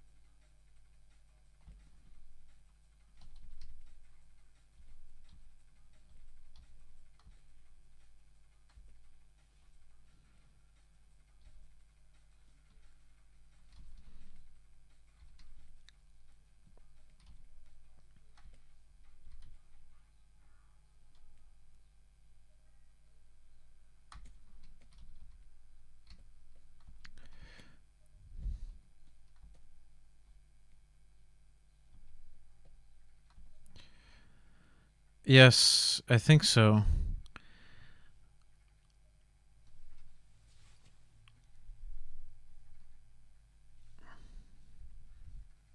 So, cooked human skin.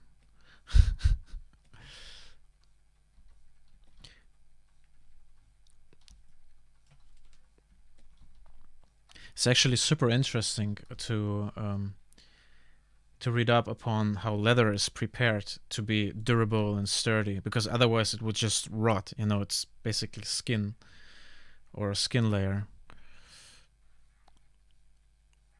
Ah, the ribs. All right. So what's the part called that is from the back of an animal, or the neck?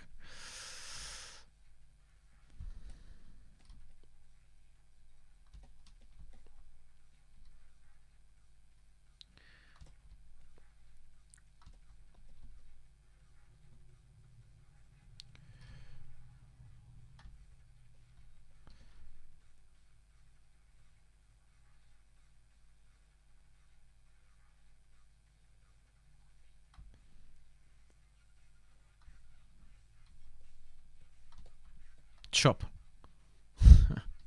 Okay. So it's pieces of chop skin. I don't know.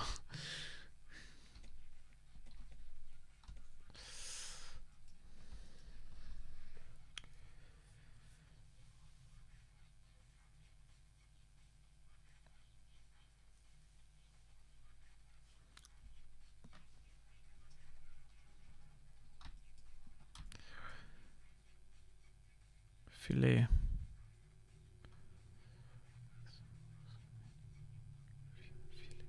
Yeah. Could be. Could be. I always maybe this is the reason for my confusion, because I was born in Russia, and probably filet in Russian means something else than in English. Could be. Oh, interesting.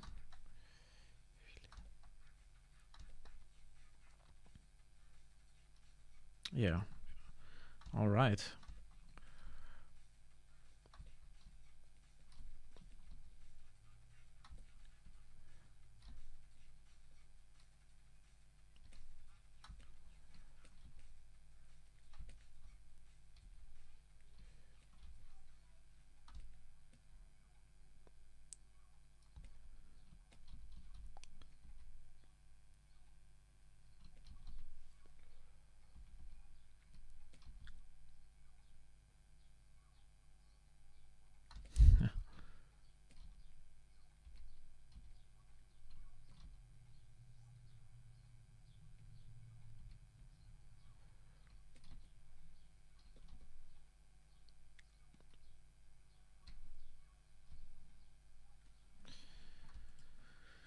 Oh yes, this looks like little metal melee, no, what's called splint mail pieces.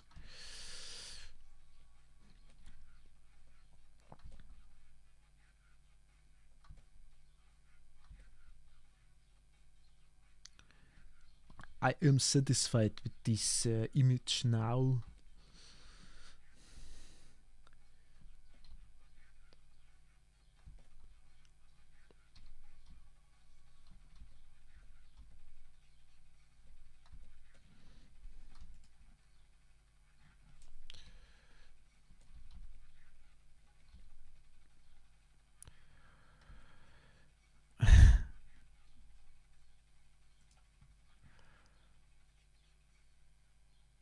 Cutlet chop, beefsteak, T-bone. All right.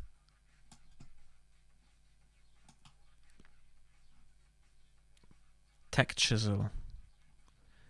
Slab. Schnitzel. Ha! Flapjack. That sounds wrong. Interesting. Whole vocabulary on food.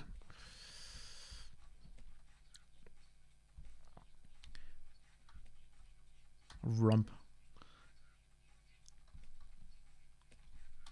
Rump of meat.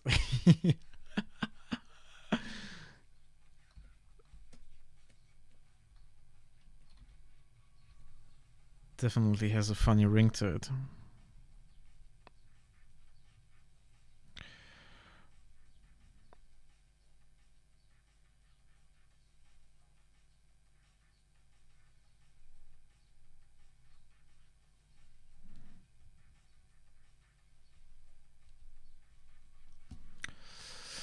I haven't been living that long in Russia. I moved to Germany by the age of 5. Yes.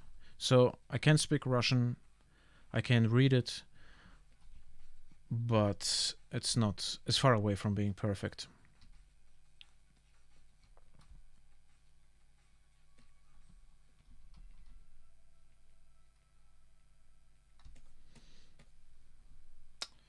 Okie dokie. So I'm gonna take care of at least of one of his legs, because I imagine having him some kind of protection there. And then I call it quits, because I've been streaming for over 2 hours now. And I have some stuff to do.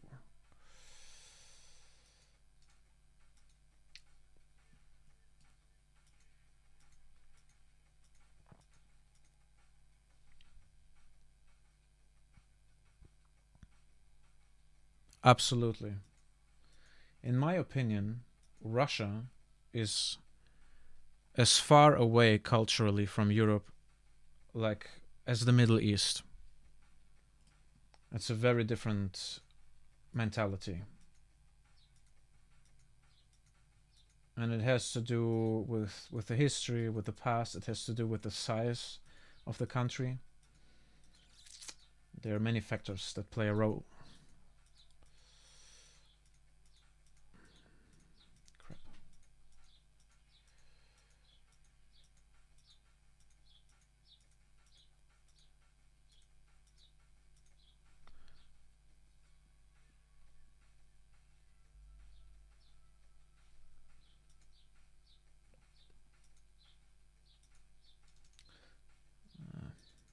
Just searching for a reference.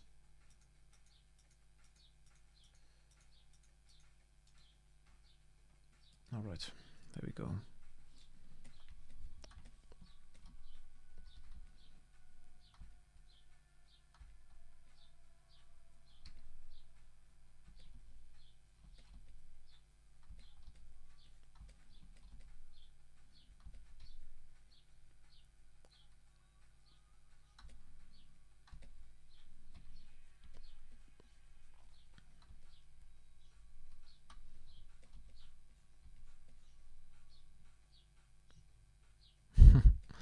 Yeah.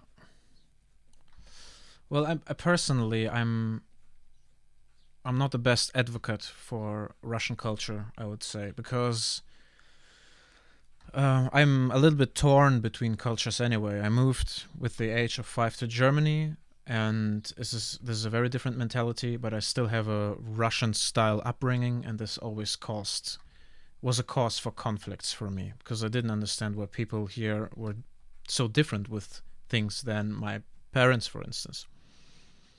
Yeah. Russian is a very extreme country, in my opinion. It's brutal, it's wild.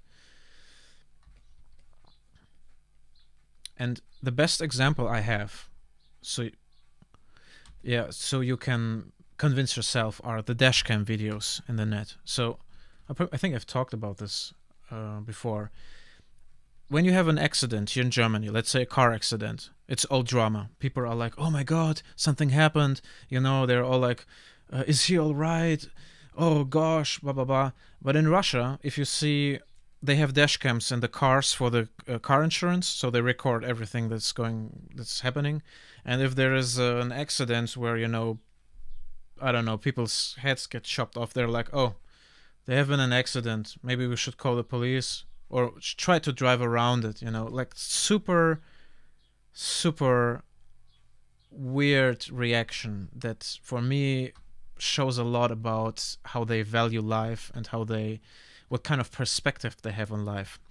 And there is a Russian author, he has claimed a term, he calls this hypernormalization. This is basically an echo from the last Soviet era, because the economy was in ruins, there was no perspective, and the society fell into a lethargical state.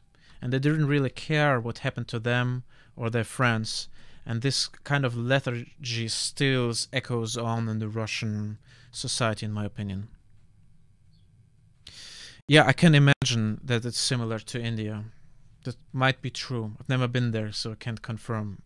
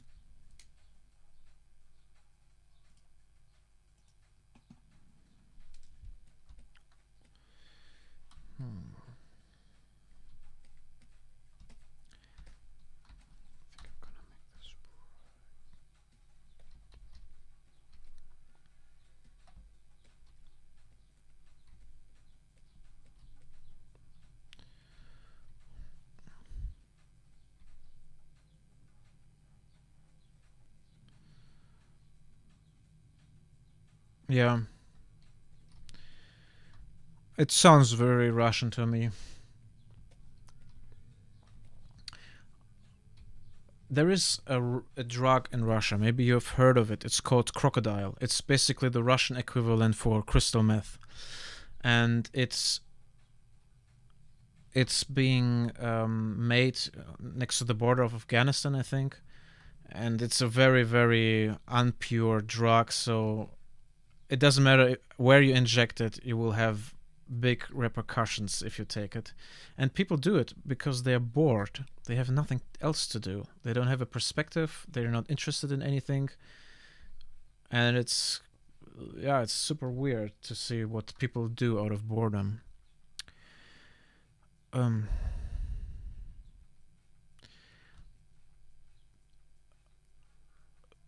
Restaurants, food. Mm-hmm.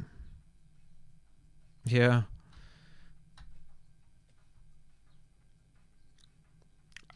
I cannot tell you about the culture in terms of food. I think Russia is not the most interesting kitchen in my personal opinion. It has some cool stuff, but it's very, it appears slightly primitive and basic, you know. People in the village, it's as Gudvinsky is indicating. People on villages always drink vodka, and most of the time it's self-distilled, at least in my opinion. But the social life, one of the biggest things in Russia that is a little bit weird is your social status if you are unmarried. If you're not married until the age of, 25, you're considered unworthy to society. It's a little bit un-European, to say the least.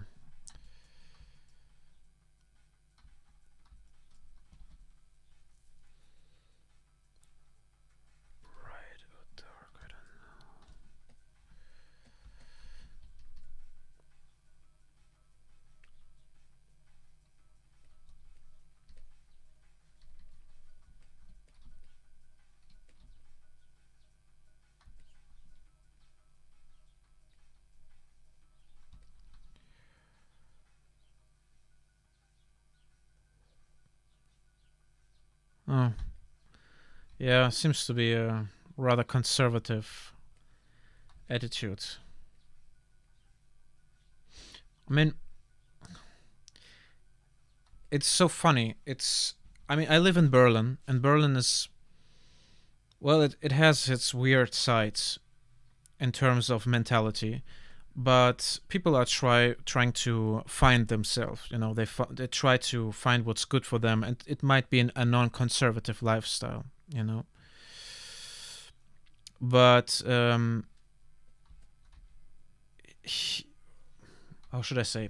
What I've encountered a lot is here in Berlin, people play with disinterest. They pretend to be disinterested, but in Russia, when you go there, the women are under such a weird social pressure to get married. They dress themselves up like prostitutes. You cannot distinguish them from each other, and they try to find a mate. You know, a guy basically. And when I was there, I mean, I'm not looking like a typical Russian. They know I'm from Germany, Europe, blah blah blah.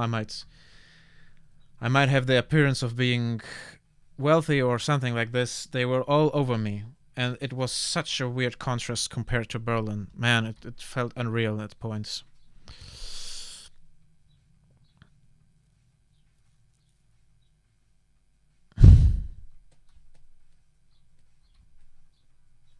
Just to tell you an anecdote. But which country are you from, Headshot for Good?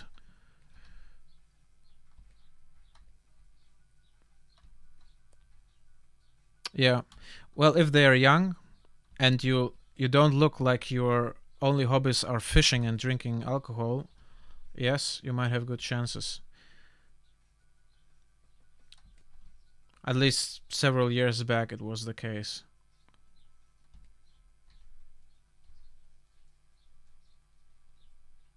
And there's still some kind of, you know, parents want to couple you up with their daughters.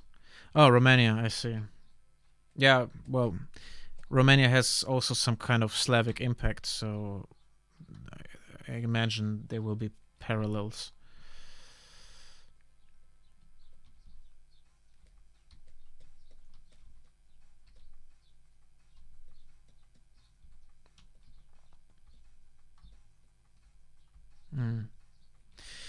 You know what?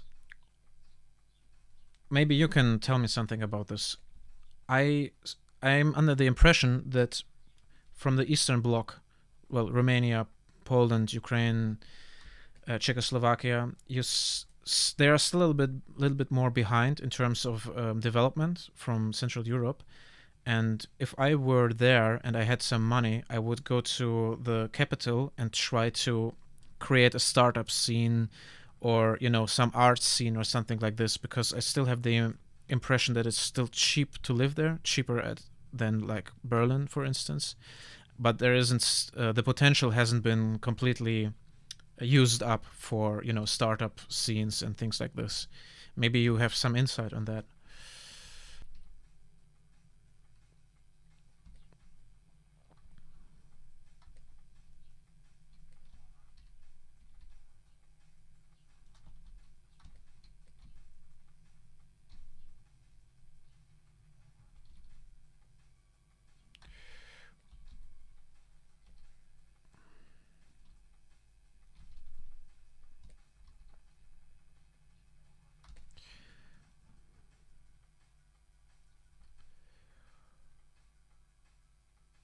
I see.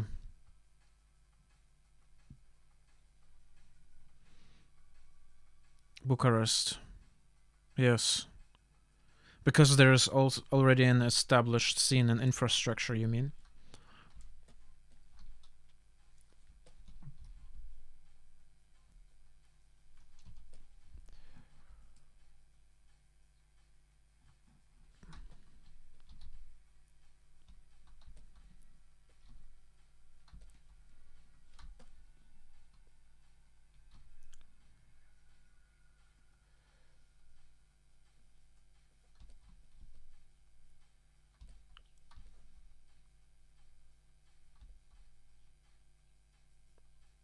I see. Okay. Okay, that makes sense. This makes sense. Because here in Berlin, I mean, I've been living here for 10 years. When I came here, it was super cheap. And now, after 10 years, it's all becoming more and more gentrified. It's super expensive to live here. It's super difficult to find a flat. It's super difficult to get a you know, a place at a university. So if you see any city in the East Bloc that has a similar potential but is not as developed, quotes and quotes, I would definitely go there if I were in my early 20s. Yeah, but you're right. Students, they have to be students for a startup scene. Completely agree with you.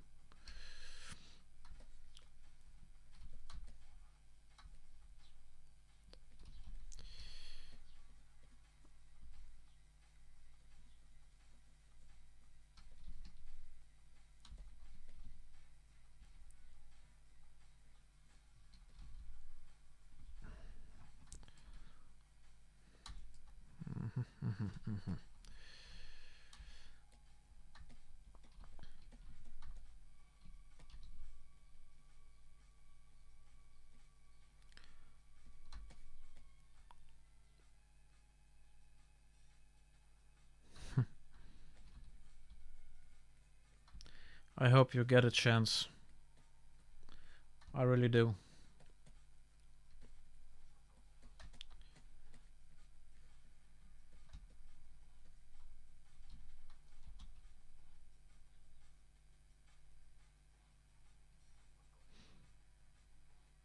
I see.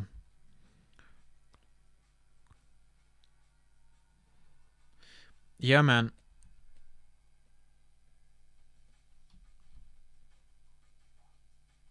You know, it might be far-fetched, but yeah, okay, I understand.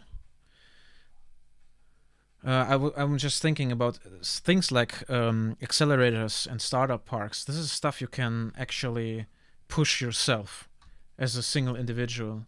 If you go to, you know, the regional government and propose this stuff and have a good business plan, that might be interesting if it's your thing. But it's just a side note. But if you don't feel like you fit in, this is a different thing.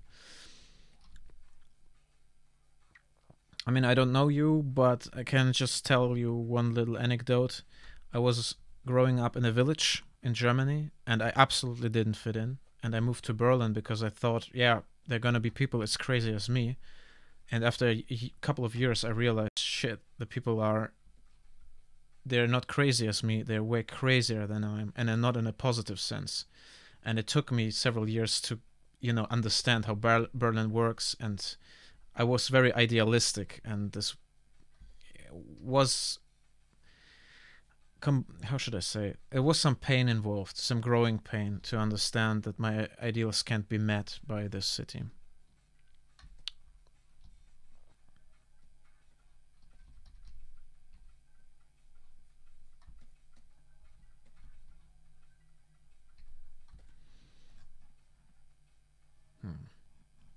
Kind of looks boring, this thing. I don't know.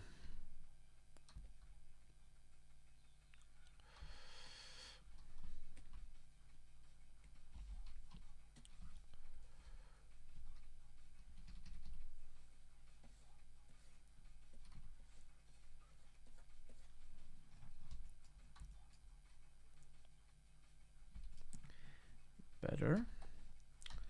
The only thing that still annoys me is the top part.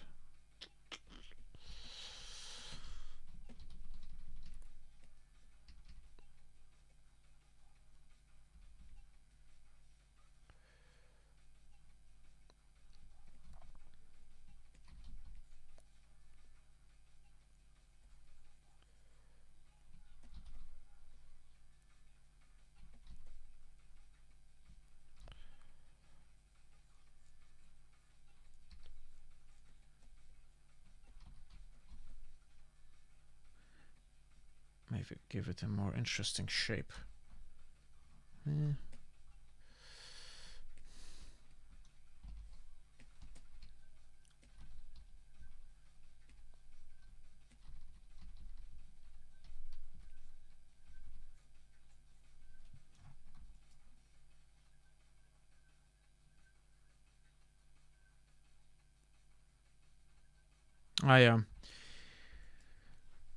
I see. But it's common. Again, I don't know you that well.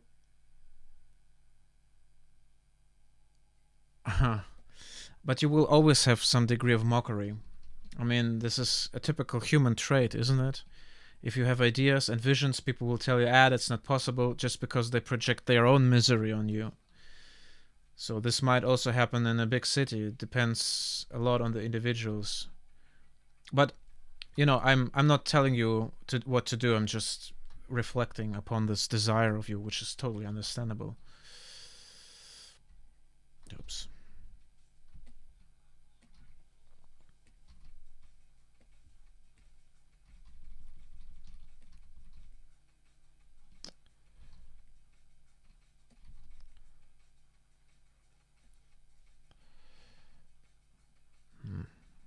What the fuck?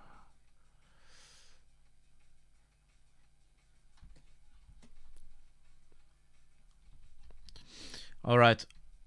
I realize that I'm not as focused as I should be. So I'm gonna stop right here. Do we want to give him a name? Is the final question.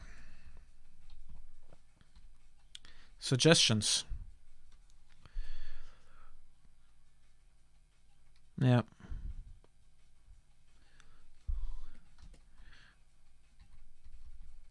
Oops.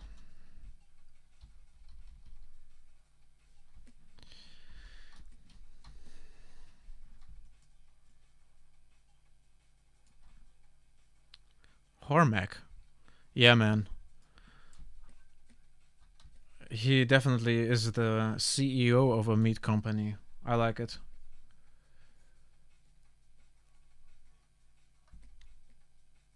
Hormack. The A. I screwed it up. Hormack. Awesome. Alright. This concludes this stream.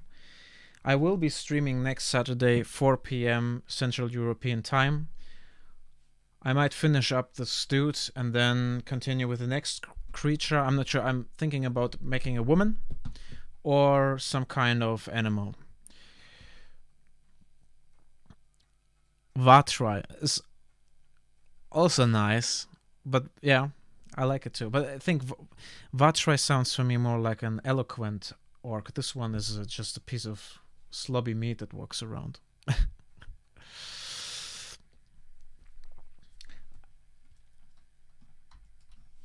I'll put it in